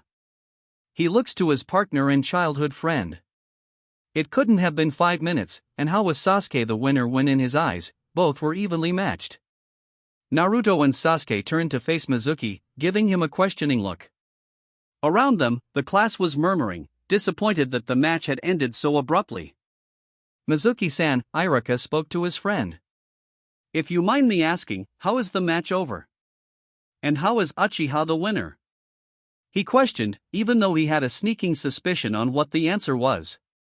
Like most of the older generation, Irika and Mizuki knew of Naruto's condition. Irika wouldn't admit it. When he heard the blonde's name called out and saw him walk out to the front of the class, he felt afraid of the boy and perhaps even a bit of hate. He had seen the Kyuubi attack and knew his parents had fought and been killed by the monster. He had seen the devastation left behind by the strongest of the 9 Biju, all the lives that had been lost. The number of orphans it left behind. He had been one of those orphans. It was understandable that he felt a certain dislike towards the boy, however irrational it might be to hold a child who held no control over the events responsible. It seemed to me that both he and Uzumaki-san were evenly matched. But he was an instructor at the academy now, and he took that responsibility seriously. Even if he had to work with students that he didn't feel comfortable around. At least Naruto was proving to be a good kid, so perhaps there was a chance that discomfort would fade away. Mizuki glanced at him, giving a surprised look. Uchiha-san was the winner by the fact that he managed to push Uzumaki-san out of the arena, Mizuki said, pointing to Naruto. Irika looked at where his partner was pointing and raised an eyebrow. Naruto's foot was just outside of the arena. That couldn't be enough for him to be disqualified. He did say they had to be pushed outside of the arena and not only a part of them. Irika saw that both Naruto and Sasuke were frowning. They felt cheated. Irika could not blame. He felt a little cheated too. Their spare had been the best one so far. Mizuki-san, surely that isn't enough to disqualify Uzumaki-san? After I did say, they had to push their opponent out of the arena, not a part of them. Irika reasoned. Irika-san, I'm surprised that you didn't know this. According to the Academy rulebook, in any sanctioned taijutsu spare, if any part of a participant leaves the arena, it is grounds for disqualification and the victory handed to their opponent. Here, let me show you. Mizuki pulled out the rulebook from one of his pouches. Opening it up, he handed it to Irika. Iruka took the book and scanned through it. Iruka's eyes narrowed. It was just as Mizuki had said. If any part of a participant's body left the arena during a sanctioned spare, they were to be disqualified, and the victory was to be handed to their opponent. Like it or not, as an instructor, he had sanctioned the spares. Granted, he could try to overrule Mizuki's decision, saying that a little levity in the rules wouldn't hurt anyone, but he had a feeling that Mizuki would argue against it. He handed the book back to his partner. "I don't like the way you interpreted the rules," he said, deciding that the argument wasn't worth it. What was done was done. Nothing he could do about it. But I will be holding all preceding spares in the same standard. Understood? Mizuki took the book back, giving a coy expression. Very well. But I don't see what there is to interpret. The rules are clear as day, he said. The two turned back to face their students. Naruto and Sasuke had grown more upset. Sorry guys, but it looks like I'll have to concede this to my partner. Uchiha Sasuke is the winner by pushing his opponent outside of the arena. Sasuke looked like he was ready to argue against them. Naruto stopped him, a sad but understanding expression on his face. Was it a trick of the light, or did the eyes that float around him also display the same emotion? Some even looked like they were glaring at Mizuki. It's okay, Uchiha-san. We can always have a rematch, but this time we'll have a full understanding of the rules. The Uchiha boy gave a questioning look to the blonde. HN. He grunted after a moment and walked away. Naruto looked back at Iruka smiling, and for a moment, he felt a twinge in his heart. Thanks Iruka-sensei, I know you tried. But as Mizuki said, rules are rules. For a moment, Iruka saw a mischievous glint in his eyes. Again, how was he seeing emotion being displayed in water-floating eyeballs? It was a look he was familiar with back in his youth. The look of a trickster having found his next target. He decided to keep his distance from his friend to avoid the splash zone. Naruto returned to the group of students. The rest of the spars went on, most when compared to the Naruto's and Sasuke's were unexciting to watch. There were some goods, ones mostly involving the clan heirs and the few others from shinobi families. Overall, Iruka felt this class had a lot of potentials and was proud to know he would have a hand in forming the next generation of Konoha shinobi. I'm impressed with all of you, he said to his class. I might be biased here, but I believe all of you have the potential to become some of the greatest shinobi that this village has ever seen. I look forward to teaching all of you and seeing you grow as shinobi. Several students were beaming with pride at Iruka's praise. Class is dismissed. I hope you all have a good day, and I look forward to seeing you tomorrow. The class dispersed, most returning to the main building where their parents/guardians were waiting. Some stayed outside and grouped up with their friends. Iruka turned his head to see Naruto chatting with the clan heirs. They looked like they were trying to comfort him. Iruka raised an eyebrow. He knew the boy was a ward of the Hyuga clan, so it made sense he would be friends with Hinata. But he didn't know that the boy would be friends with the other clan heirs. Those were some powerful connections to have in the future. Iruka suspected that Naruto would need them, especially if he wanted to fulfill his ambition of becoming Hokage. Naruto's goal had made Iruka feel odd. On one hand, it was nice to know that one of his students was aiming so high. Looking back at it now, a lot of his class had goals worth striving for. On the other hand, he felt uncomfortable that the container of the Kyuubi was gunning for a position of power. If did become the Hokage, there was no telling what th. Iruka stopped that train of thought and mentally chastised himself. What was he doing thinking like that? He had to remind himself there was a difference between the scroll and the kunai, as the blonde-haired boy put it in his introduction. His rational side told him that he was just a normal boy, mostly, and thus far, he hadn't acted like what the villagers made him out to be. He would listen to that side of himself, the other one, well, that was just a bad idea. He walked up to the group. It did not take long for the children to notice him approaching. To his surprise, the group shifted slightly to a defensive around Naruto. The Inuzuka heir, in particular, stepped in front of the boy. What do you want? The wild-looking boy said, hostile. Irika stopped and raised his hands in a placating manner. He noticed that the Nara boy was giving a scrutinizing look. "I just came to check up on you guys," he said. Kiba, for a moment, looked like he didn't believe him, but Naruto put a hand on his shoulder. Kiba gave the boy a questioning look. "It's all right, Kiba. I think he's okay," he said. Kiba looked back and forth between them before giving a wary nod. Naruto stepped out to Irika. "So, what is it you want, Irika-sensei?" he asked with a smile. "Just wanted to check up on you guys," Irika said, kneeling, coming face to face with the boy. He rubbed the back of his neck, feeling a bit of guilt coming over him. "Also, I want to apologize for what happened earlier. Mizuki-san may have been a bit zealous about it, but the rule book did say that. Honestly, there was more than enough room for bending the rules, in his opinion." Irika suspected that Mizuki's call had less to do with wanting to abide by the rules and more to do with something else. He would have to talk with his childhood friend in private. "For what it is worth, your spar with Uchiha-san was one of the best I've seen all day. It was disappointing not being able to see its conclusion." "You got that right," Kiba huffed, receiving a thump on the head from Ino. "Don't be rude, dog boy," she said, getting a grow and a glare. Irika restrained a laugh at the two's antics. "Glad to hear you say that, Irika-sensei," Naruto said, his smile becoming more genuine. "But as I said, it's okay. I'll just have to be more careful next time. Besides, Mei and Sasuke can always have a rematch to decide who is the winner." Irika nodded, feeling a bit of relief that the boy was feeling too down about it. He was obviously bothered by it, but not in a major way. "That said, who do you think would have won?" Irika smiled at the boy. "I can't say, both of you looked evenly matched. It could have gone either way," he said truthfully. "Honestly, it could have gone either way, making Mizuki's call all the more disappointing." "Ah, but Irika-sensei."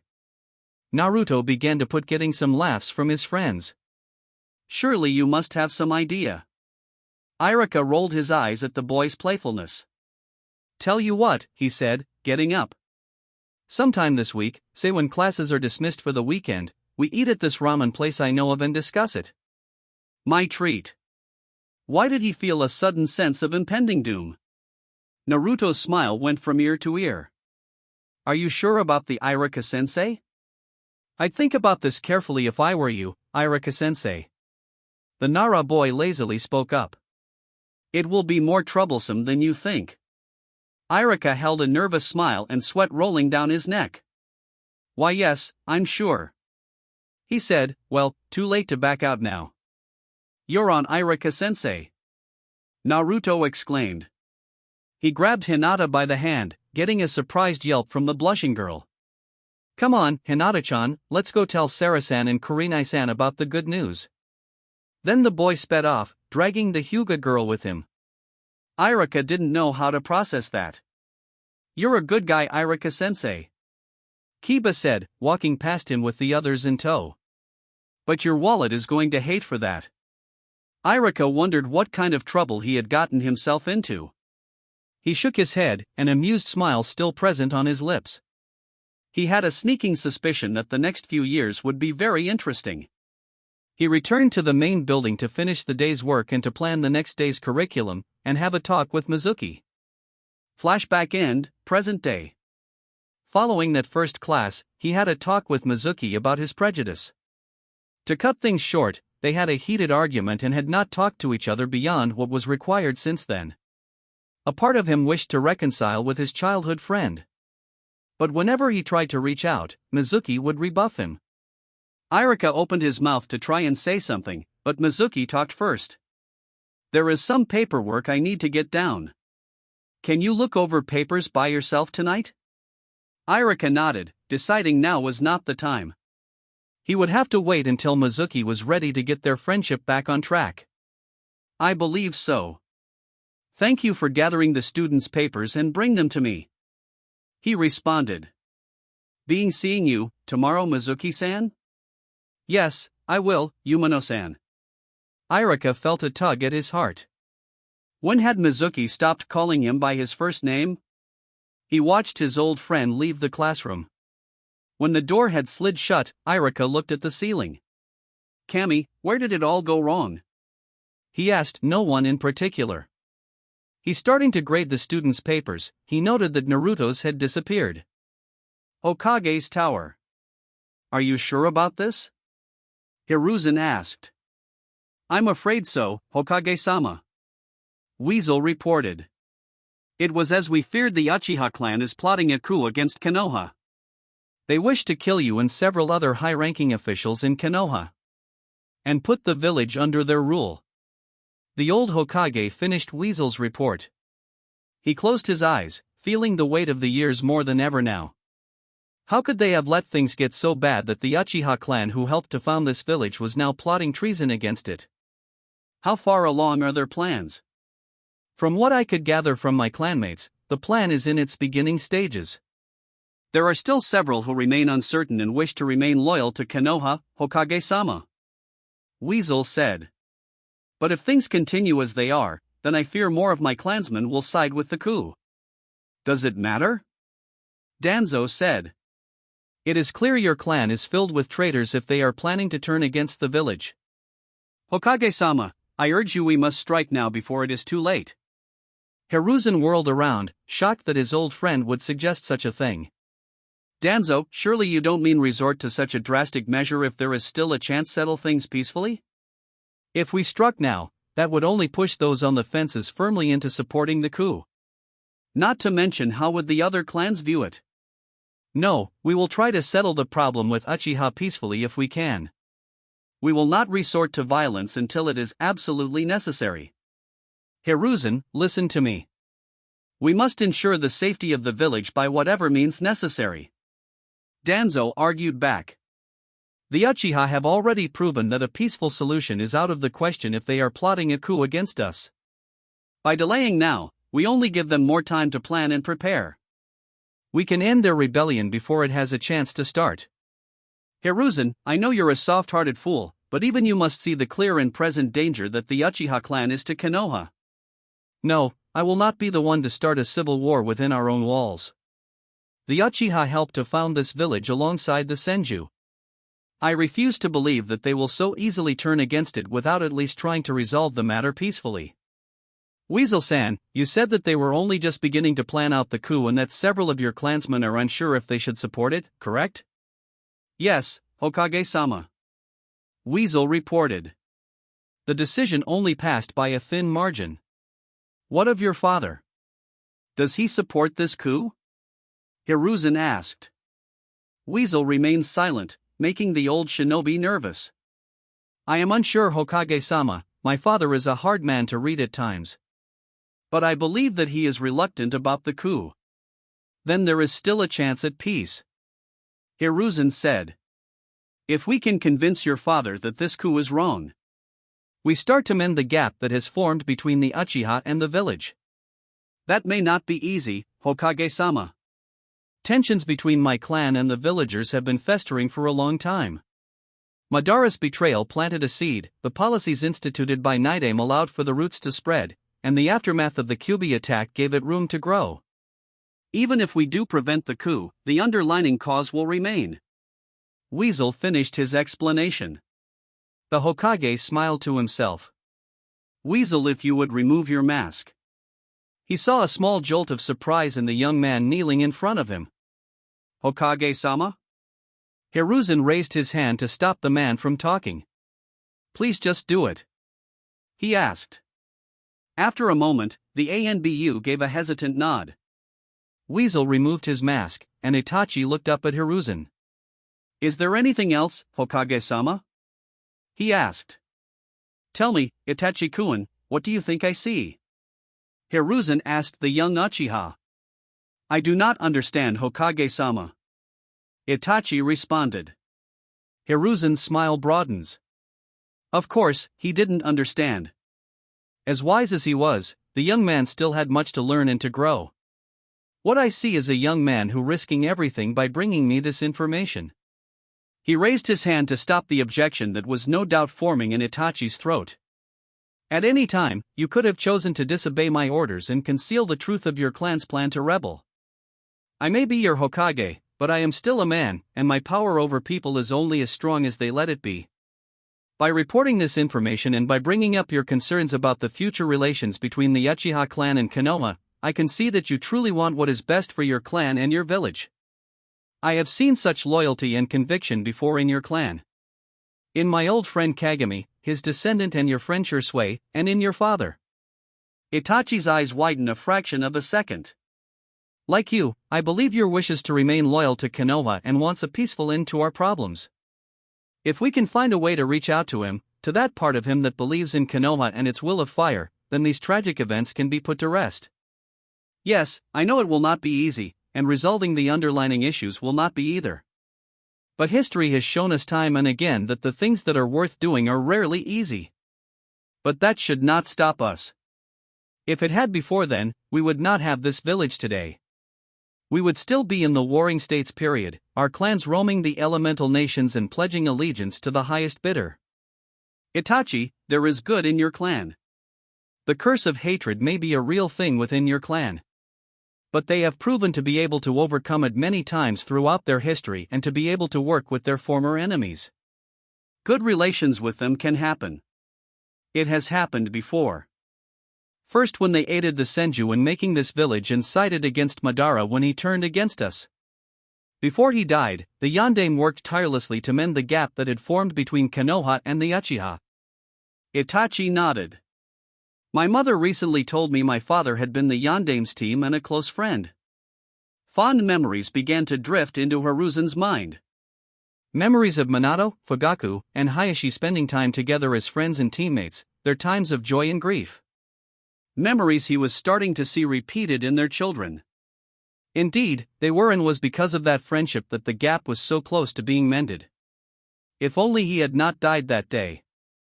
If only that was a statement he had been saying a lot to himself over the years. He was certain everyone had said it to themselves once or twice in their life. If only I had known this or that. If only I had made this choice and not that one. If only so and so were still around. If only, indeed, life was full of if onlys and what ifs. But there was no changing what had been done, and to be truthful, he did not think there should be. One could only move forward in hope that they learned from their past mistakes and achievements to best prepare them for the future. It is because of that I believe that we can reason with your clan and work with to undo the mistrust that is formed. I know that it never be fully forgotten, and it should never be, but I believe it can happen. We need only to have the strength, the will, and the willingness to do it. To say enough is enough. I see, Itachi said after a moment. I think I understand, Hokage-sama. There was a quiver to his voice. Hiruzen smoked his pipe and puffed out a cloud of smoke. You will one day. Before they could talk more, a slow clapping noise brought their attention to Danzo. Bravo, my old friend, truly well said. He said while he continued to mockingly clap. While you and Weasel are picking flowers with your heads in clouds, the Uchiha clan is still plotting to overthrow Konoha. Hiruzen shook his head, not at all surprised that his old friend had been unfazed by his speech. Danzo, you never change. You see enemies everywhere in the shadows and wars to be fought. You have inherited Tobirama's paranoia but none of his wisdom. Because there are. Danzo responded. You refuse to see it. Your hesitation and cowardice will doom this village. I ask you again, my old friend, please see reason and do what needs to be done. Eliminate the traitors and let me ensure that the remaining Uchiha remain loyal to this village. So, in other words, kill every Uchiha except for the children and turn them into mindless weapons. Danzo, could you have fallen so far? Tobirama, I know you must be spinning in your grave knowing what Danzo has become. Hiruzen thought. Danzo, I will not let turn the Uchiha children into mindless drones and to your secret little army. The crippled old man showed no visible reaction. Hokage-sama, you must be mistaken. I disbanded Na as you ordered years ago. Hiruzen narrowed his eyes at the bald-faced lie. He knew for a fact that Danzo never disbanded Na and was actively adding to its ranks through means that would have him executed several times if they were ever proven to be true. Which was the problem. Danzo was frighteningly good at covering his tracks to the point they were non-existent. Even if Hiruzen and a few others did know what was happening, it was next to impossible to prove. Regardless, we will not take action against the Uchiha clan, Hiruzen said, dropping the matter. But Hokage-sama. Hiruzen cut him off. That is final, Danzo. Unless you have forgotten, I am still Hokage, and my word is the law. If you disobey, I will have you punished regardless of our old friendship. Now am I understood? He punctuated his point by briefly flaring his chakra, reminding Danzo of who he was dealing with. Danzo, I said. I understood? Another moment of silence from the councilman before he gave a slow nod. Yes, Hokage-sama. I understand. We will take no action against the Uchiha clan at this time. Good, then you may leave now. Tell no one of what you heard here tonight. Hiruzen ordered. He knew Danzo would not drop the matter so easily, but for now, the discussion was over. Danzo bowed and left the room. Hiruzen turned to face Itachi. Danzo-san will not give up so easily, Hokage-sama.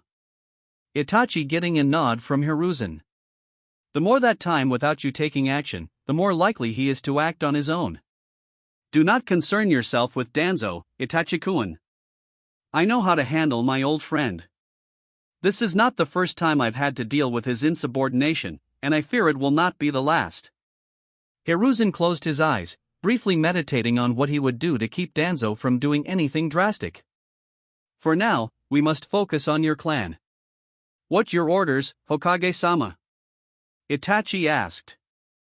For now, you and Shisui are to continue monitoring the Uchiha clan and report any finds to me. Furthermore, if you can find out what your father thinks of the coup and SS, if you can push him towards opposing it. Understood? Yes, Hokage-sama. I shall inform Shisui as soon as possible. Itachi said, putting his mask back on. Then you are dismissed. Hi. The young man disappeared from sight. Once the old Hokage could no longer feel the presence of the Uchiha, he walked out to the window, gazing out at nighttime Konoha. It looked so peaceful now, a far cry from how it looked more than 7 years ago, and even now, he knew that its peaceful appearance was an illusion. So many problems plagued his village within and without. The growing discontent of the Uchiha clan. Danzo's continued insubordination. Just to name a few. Then there are the problems from outside their walls.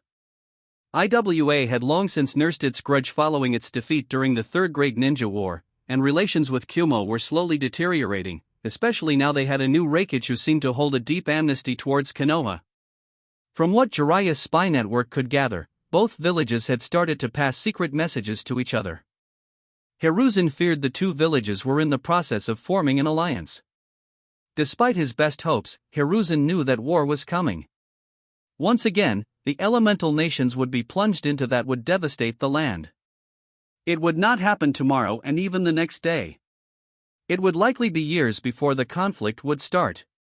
Like Konoha, both IWA and Kumo were still recovering from the previous war and from their own disasters.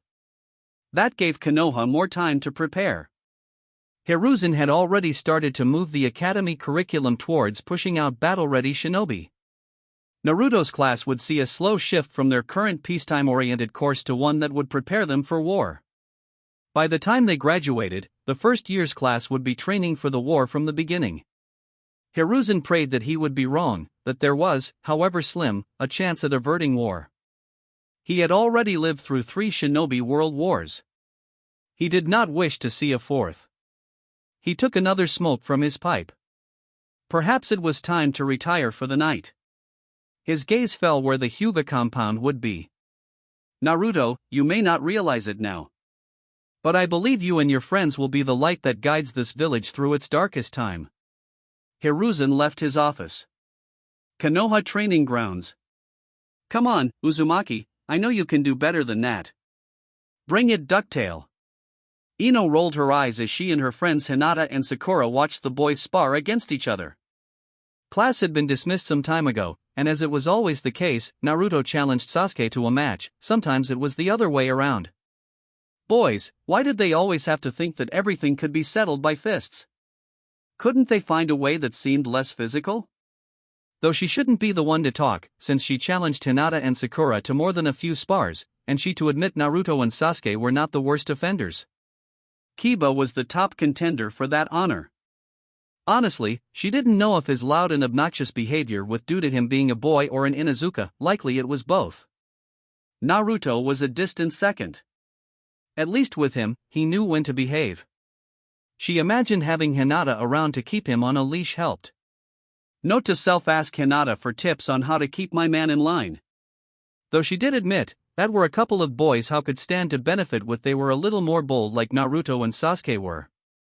Choji, you're too nice for your own good, and Shikamaru, you're too lazy even for Inara. She saw Sasuke flip over Naruto, landing behind him and delivered a palm strike to his back.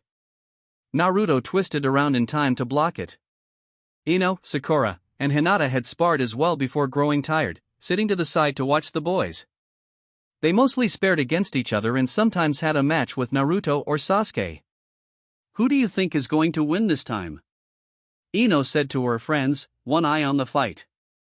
She was impressed that boys were still at it even hours after the girls had stopped. I think Sasuke-kun is going to win, Sakura said with a blush. And Naruto-kun will win, Hinata said, her blush more noticeable. A devilish smile crept onto Ino's face. She knew her friends had crushes on their respective boys. Both boys were very good looking and no doubt they would be very handsome men when they grew up and had their own charm. Though if she had to pick one, she would go with Sasuke. What can she say? Uchiha men had an appealing nature that just begged to be noticed. Plus, everyone knew that Naruto was spoken for, even if the couple didn't realize it yet. Oh? What makes you say that? Ino said, seeing if she could get something out of the girl. Hinata started to poke her fingers together, now being put on the spot. WL Naruto-kun is a SK skilled fighter, and he doesn't give up, Hinata explained.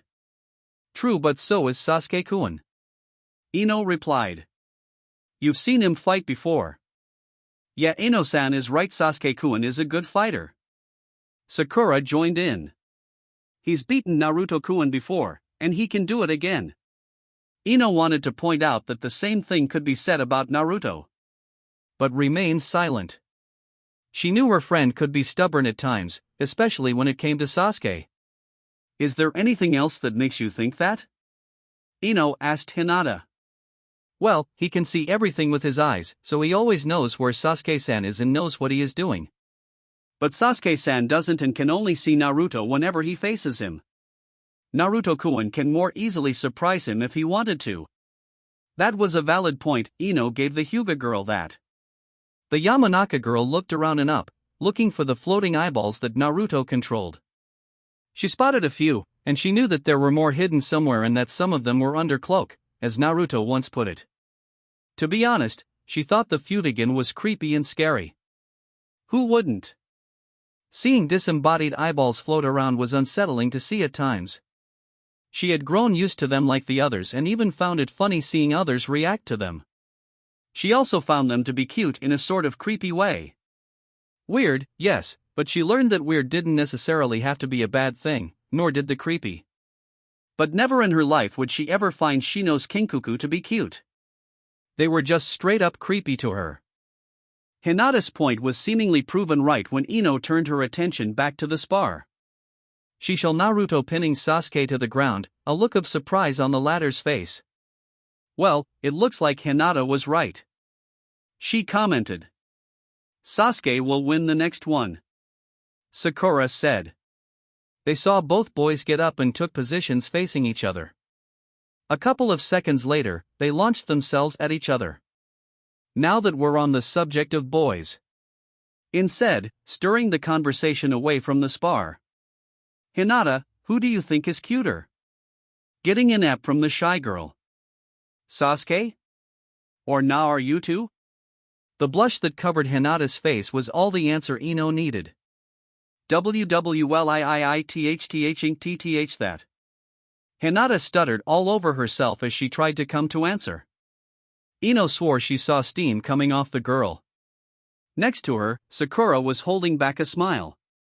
Hinata's crush on the blindfolded blonde was something that everyone could see, everyone except for said crush. Too bad she couldn't see that Naruto felt the same way. Irritating at times, but it makes for good teasing material. Come on, girl, spit it out. Ino pressed. Will think ah. She trailed off before whispering something that Ino could not catch. Could you say that again? I didn't hear you. Ino said. Again, another whisper. Ino brought her hand to her ear. Say that again. Another whisper, though this time, Ino could hear more of what Hinata was saying. One more time, please? Ino asked. Ino-san, I'm not sure if this is a good idea. Sakura tried to reason, sounding worried. Ino ignored her. I think Naruto-kun is cuter. Hinata said, a surprising amount of frustration seeping into her voice. Ino wondered how far she could take this. I'm sorry, could you say that one more time? Ino-san. Sakura said. A determined glint appeared in Hinata's eyes. I said that I think that Naruto-kun is cuter than Sasuke-kun. The girl shouted. Ino was surprised that Hinata was even capable of shouting, but nonetheless she smiled to herself. Mission accomplished. Alright, Hinata, you didn't have to shout. I could hear you loud and clear. Her smile grew.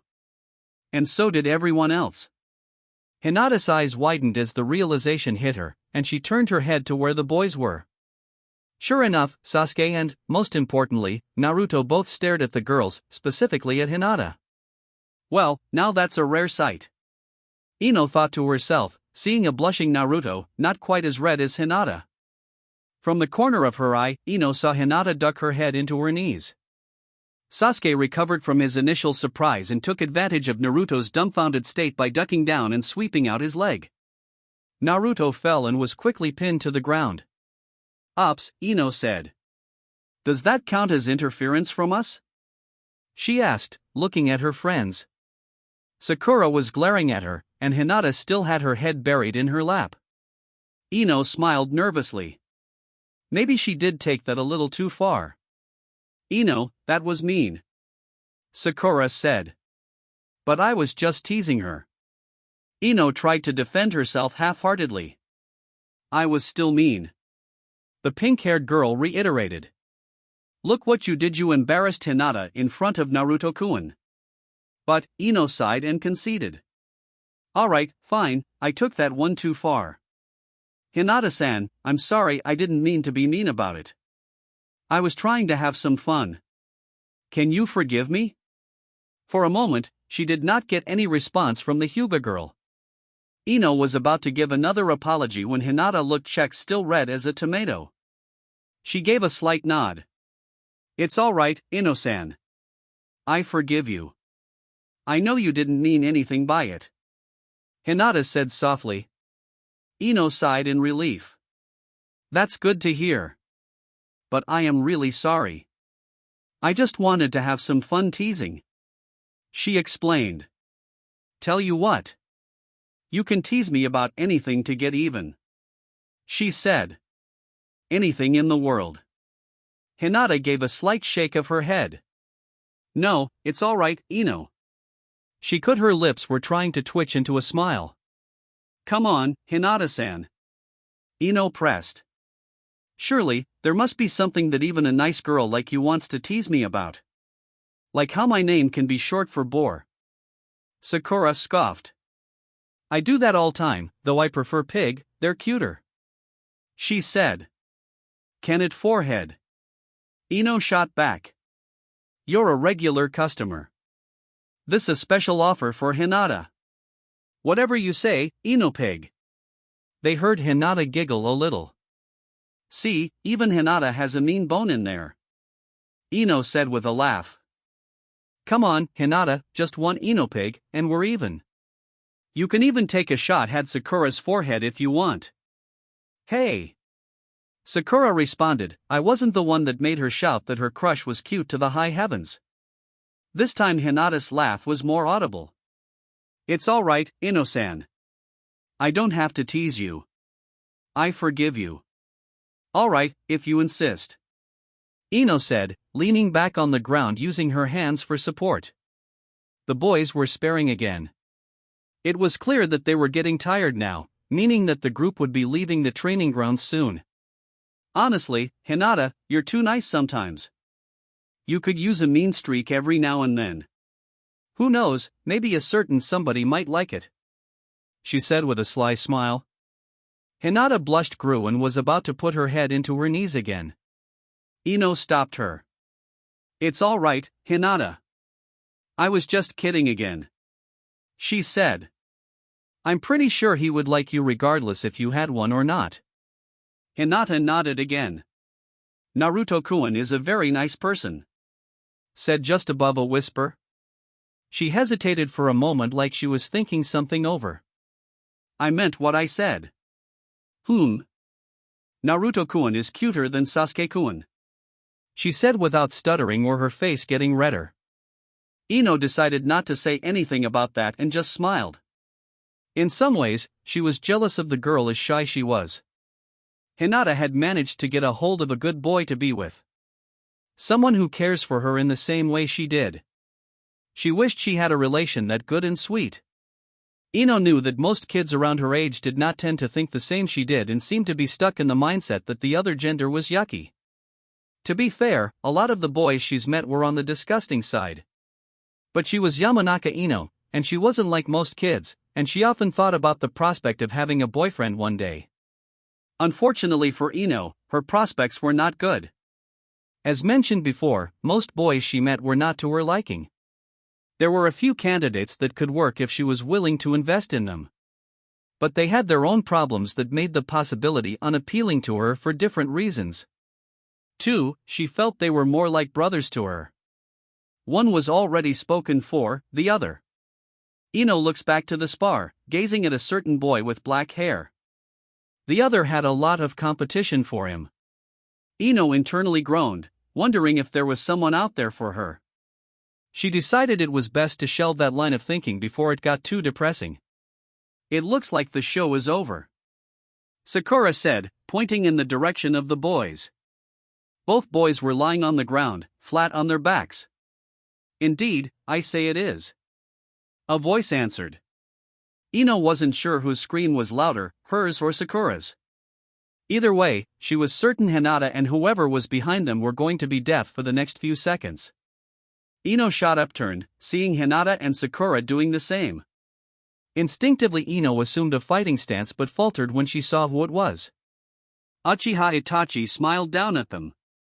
Apologizes. I did not mean to scare you. He said. Though it is good that you are quick to react, it may save your life and the lives of others one day. Ino and the others relaxed, seeing that they were in no danger. Ino got a better look had the eldest Uchiha brother. While she did have something that could be called a friendship with Sasuke, acquaintance might be the better description. Naruto and Hinata were the only ones that spent any significant time with the boy, but she had never met his brother in person. Heard a lot about him from Sasuke and seen him from afar, yes, better never directly met. Ino felt her cheeks warming. If Sasuke turned even half as good looking as his brother when he grew up, then he was only going to get more admirers. Hello, Itachi-kun. Hinata said. How long have you been here? When you got out of the academy, Itachi answered. I was coming to pick up Sasuke when I saw you heading for the training fields. So, I thought I would watch your training. He had been watching them this whole time? That's kind of creepy. Ino said before she could stop herself. Itachi tilted his slightly towards her. Again, I apologize. I did not intend to come off as being creepy. I just wished to observe how skilled you are. He looked over to where Sasuke and Naruto were lying. Sasuke has been improving by a lot of late. Perhaps the academy has improved its methods since I left. Ino somehow doubted it. Itachi seemed to have caught on to her thoughts. Or maybe it is something else that is the cause. He didn't turn away from watching the boys. He remained silent as though he were considering something. Ino tried to get a closer look at the older Uchiha, trying to discern his thoughts. It's good that my little brother is making friends. I believe you will be good for him. Having friends can be a good thing, especially during rough times. There was something off about the way he said that. Something that raised a red flag for her. She didn't know why, it was just the way she felt. Could it have something to do with whatever was happening with the Uchiha clan? Her dad wouldn't say anything when she brought it. He said it was nothing. She knew when someone was lying. Whatever was going on, it was something that worried her father, and that scared her. Whatever Itachi thought, it was gone. He looked back at the girls. I have had the pleasure of meeting Hinata-san here. But I believe I do not know who you two are, he said, gesturing to her and Sakura. For now, Ino thought it best to keep her thoughts to herself. I am Yamanaka Ino, she said. The heir to the Yamanaka clan? Itachi asked. Ino nodded. He looked to Sakura. I'm Haruno Sakura, she said shyly, looking away. Sakura? Itachi questioned, looking at the girl, before a small smile formed on his lips. A fitting name. It is a pleasure meeting both of you. My little brother speaks well of his classmates. Sasuke spoke about them to his brother? From what I saw, he was not far from the truth. No, it's an honor to meet you, Sakura said, echoing Ino's thoughts. Sasuke-kun speaks a lot of you. He admires you a lot. Yeah, he does. Ino agreed. He often tells us he wants to be like you. It almost reminds me of the way Naruto-kun looks up the Hokage. Hinata chimed in. Itachi's smile grew at their statements. As his brother, I'm happy to hear that, Itachi said. At first, I was worried my little brother wouldn't be able to open up to anyone and make friends. I am happy to say my fears were unfounded. He walked out from the girls and towards where the boys were. Come, let's collect the boys, and Sarah-san and I shall escort you home. Sarah-san, when did she get here? Ino asks, looking over to the boys, seeing the Hyuga woman standing over Naruto with a fond smile. The two were chatting while Sasuke was looking at his approaching brother. Since we got here, Hinata said. She's supposed to watch Naruto and me today, she explained before walking away to join the others. Ino groaned, making a mental note to work on her sensory skills. Come on, Sakura, let's go. Konoha Bar. Hayashi walked into the bar feeling tired. A rarity for him, but today had been a long one between dealing with the clan elders and the Konoha Civilian Council. He was in the mood for a strong drink or two. The Leaf Spring was his favorite for several reasons. Firstly, it was a shinobi-only establishment and solely by former shinobi, so he did not have to worry about any civilian, namely members of the Civilian Council. Secondly, it's some drinks that were almost impossible to get anywhere else. He had yet to figure out where its owner got them. As for the last, this place held some good memories, and Hayashi, for whatever reason, found himself to be in a nostalgic mood. He walked past the tables scattered around the bar, mostly being ignored by the patrons, either too drunk to notice someone else coming or not caring. A few did give him welcoming nods as he passed. He came to the bar and almost froze up when he saw a familiar face sitting at a stool, or more accurately, a familiar back and shoulder-length brown hair. The figure was slumped over the bar and did not seem to notice the presence of another person. Hayashi recovered quickly and took a seat next to his old friend and teammate Fugaku Uchiha. A bottle of Snowy Sunset, please, he said to the bartender, getting a nod from the man. With the bartender gone for the moment, Hayashi turned his attention to the Uchiha clan head. The man was nursing his drink and had a longing expression on his face. I didn't expect to see you here, my old friend. Fugaku looked up from his drink, confused that someone would talk to him. He turned his head, opening his mouth. Who are? His question stopped short as recognition shot through his eyes. Hayashi-san? Is that you, or have I gotten drunk?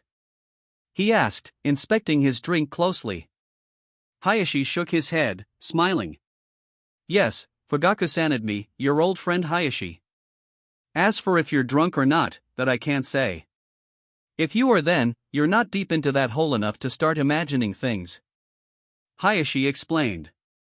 Though if you are imagining me, it proves your lack of imagination. Fugaku rolled his eyes at the jab. It's you all right. What brings you here? I don't see you here often. He asked, taking a sip from his drink, finishing it. I could say the same thing about you. Hayashi replied. But to answer your question, I had a long day today. A really long day. Fugaku gave him a sympathetic tilt of his head. Clan elders or the council bothering you? He asked, signaling another bartender to get him another drink. Both, Hayashi answered. Normally, I'm able to handle them, but today both were particularly grating. A good drink seemed like a good idea to relieve some stress. I assume you've had a long day as well? Fugaku remained silent. He turned his attention to his drink, giving it an uncertain look. You could say that. He said after a moment. You could even say I've had several long days. Hayashi raised an eyebrow. It may have been a long time since the two had any meaningful interaction, not since Minato died, but he could still recognize when his former teammate was troubled by something. Things have been busy in my clan of late. I haven't had a chance to myself for a while. An understatement if there ever was one. Tensions were rising with the Uchiha clan. Rumors were running around that the Uchiha were somehow responsible for the Kyuubi attack 7 years ago.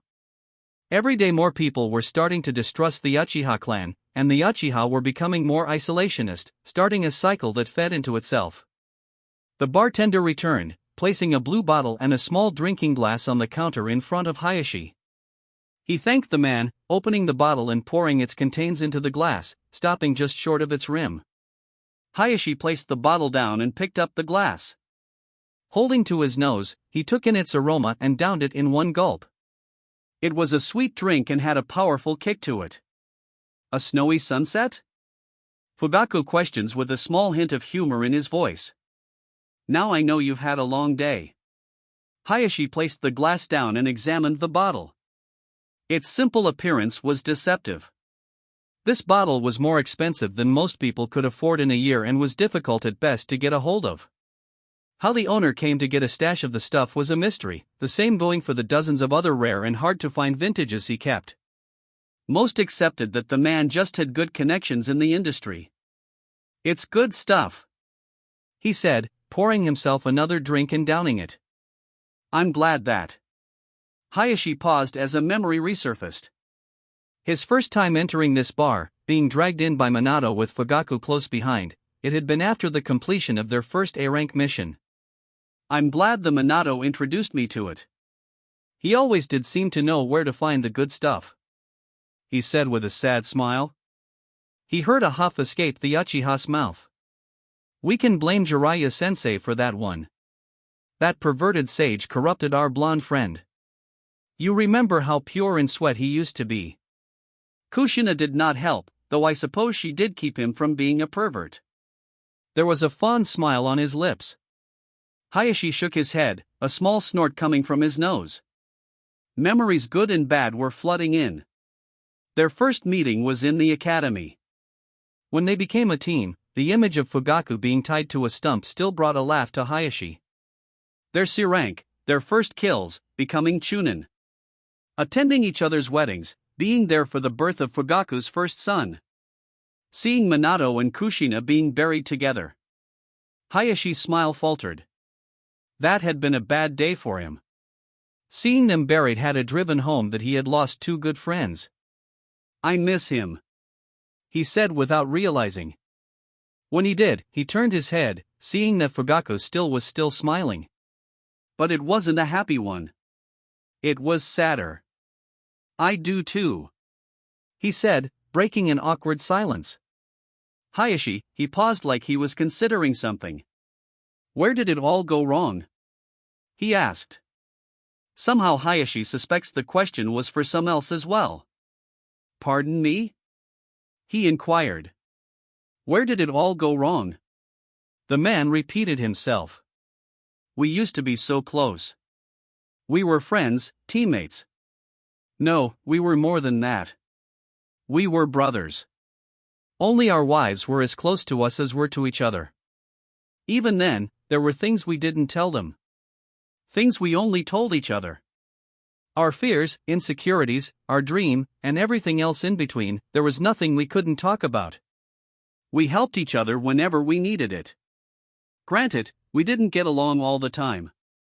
We had some legendary fights. Hayashi nodded. Yeah, that we did. We both know how much of an ass you can be. I won't argue that, Fugaku responded, putting his glass down. I can be a tough man to get along with. Too often, I have to wonder why Makoto hasn't left me. That is because she loves you as Hitomi does with me. Hayashi answered. I will admit that I had my share of being a jackass, Kushina would put it. Fugaku nodded. Back then, we had Minato to keep the peace between us. Then he paused again. Then it was like the words won't be spoken. Then we didn't. Hayashi finished for him. Their drinks had long been forgotten. Fugaku remained silent. Tell me, Hayashi, was our friendship so fragile that all it took was the death of one of us? Or, more accurately, it took Minato dying. I have to wonder if one of us took his place, would the two that remained still be close today? Hayashi had thought about it more than once. What if Fugaku had died? Would he and Minato have remained close? Or if he had died, would Fugaku and Minato have remained closed? It was a thought he didn't like to think about and often was quick to shelve it whenever it crept up in his mind. Now though, he couldn't so easily put it aside. How could they have drifted so far apart when they had been so close before? Surely, they would notice and would have tried to mend it earlier, right? But that didn't happen. Minato had been the heart and soul of their group. Without it, the center couldn't hold. At first, after his death, they had remained close. But slowly, like a rock being eroded by the wind, they had grown apart until they had stopped interacting with each other altogether, except for when it was needed. The last time they had a meaningful interaction was. Fugaku caught on to his thoughts. 2 years ago. He said. More than a few times, I was tempted to take him in. Hokage and the village be damned. That boy deserved better than the isolation he received, and we both know for a fact that orphanage was abusing him. But I could never go through with it. Something always seemed to hold me back. There was an unspoken statement that hung in the air. But I guess I don't have to worry about that anymore. You were a better friend to Minato than I was. Hayashi shook his head. No, I wasn't. I'm just as bad a friend as you were. It took him saving my daughter and getting his eyes torn out for me to finally take action. Even show how bad of a father I have been. But I suppose, in the end, we did make the right choice when it counted. We? Fugaku questioned. You support me when I announced that I was taking the boy in as a ward of the Hyuga. You even went as far as to threaten the civilian council when they got into an uproar. Hayashi explained the memory of the councilman cowering in fear, bringing a genuine smile. How is he doing? Fugaku asked. He's doing good. He's got a lot of his parents in him. The Hyuga clan head began to chuckle. He especially got his mother's deviousness. Fugaku's smile was a strange mixture between horror and amusement. Remind me never to get on that boy's bad side. I don't think my pride and ego can handle whatever his mind could cook up. He even has her density. My daughter has been crushing on him from day one, and he has yet to notice. Fugaku rolled his eyes, snorting. Let me guess, he's also heads over heel for the girl. Uzumaki's, it's a wonder that they ever had any kind of family, let alone a clan. One of the great mysteries of the world. Hayashi commented. You may already know this, but my youngest son Sasuke is attending the academy. Fugaku said after a moment of silence. It seems he's made friends with your daughter and the boy. I do. Naruto tells me a lot about him. Hayashi said, nodding his head. He found it funny how his daughter, Minato's son, and now Fugaku's son were growing close as friends. Fate sure seemed to love her rhymes. It reminds me how we used to be. Yes, it does. My son talks a lot about Naruto and Hinata too. It's nostalgic in a way. Maybe that's why I'm here today, and perhaps even you too. Fugaku said, getting a raised eyebrow from Hayashi. Maybe we're here not just because we had a long day. But perhaps both of us had hoped to see the other here today. A frown formed on Hayashi's lips. Now seemed like a good time to ask. Fugaku, what is happening? What is going on with your clan? Fugaku remained silent a moment that seemed to stretch out into eternity. I can't say, Hayashi. But what I can tell you is that things have been moving forward fast. Faster than I can keep up with. He gulped down another glass. I know we just had a conversation about us trusting one another and being able to talk about things. But I feel like I need to sort this out for myself before I can talk to you. Hayashi nodded. It wasn't the answer he wanted to hear. I understand, Fugaku. But feel free to talk to me about it if you change your mind. Remember, it may have been a long time, but we are still friends. Hayashi poured himself another drink. I probably won't. Fugaku said. But if it is all the same to you, I don't mind talking to you some more. It's been far too long, so maybe it's time we mended that bridge. You won't get an argument from me. Hayashi agreed. They both raised their glass, clinging them together. Fugaku took a gulp from his glass before placing it down. Then his face scrunched up as he considered something. Hayashi, I do have one request to ask of you. As a friend and as a fellow father. Hayashi raised an eyebrow at Fugaku's statement. Yes, anything. The Uchiha clan head turned around in his stool, giving Hayashi the most serious expression he had ever seen on the man's face. In the coming weeks or even months, if anything happens to me and or Makoto. Anything at all, I need you to do one thing. What is it? Look after my sons. Thank you for watching this video.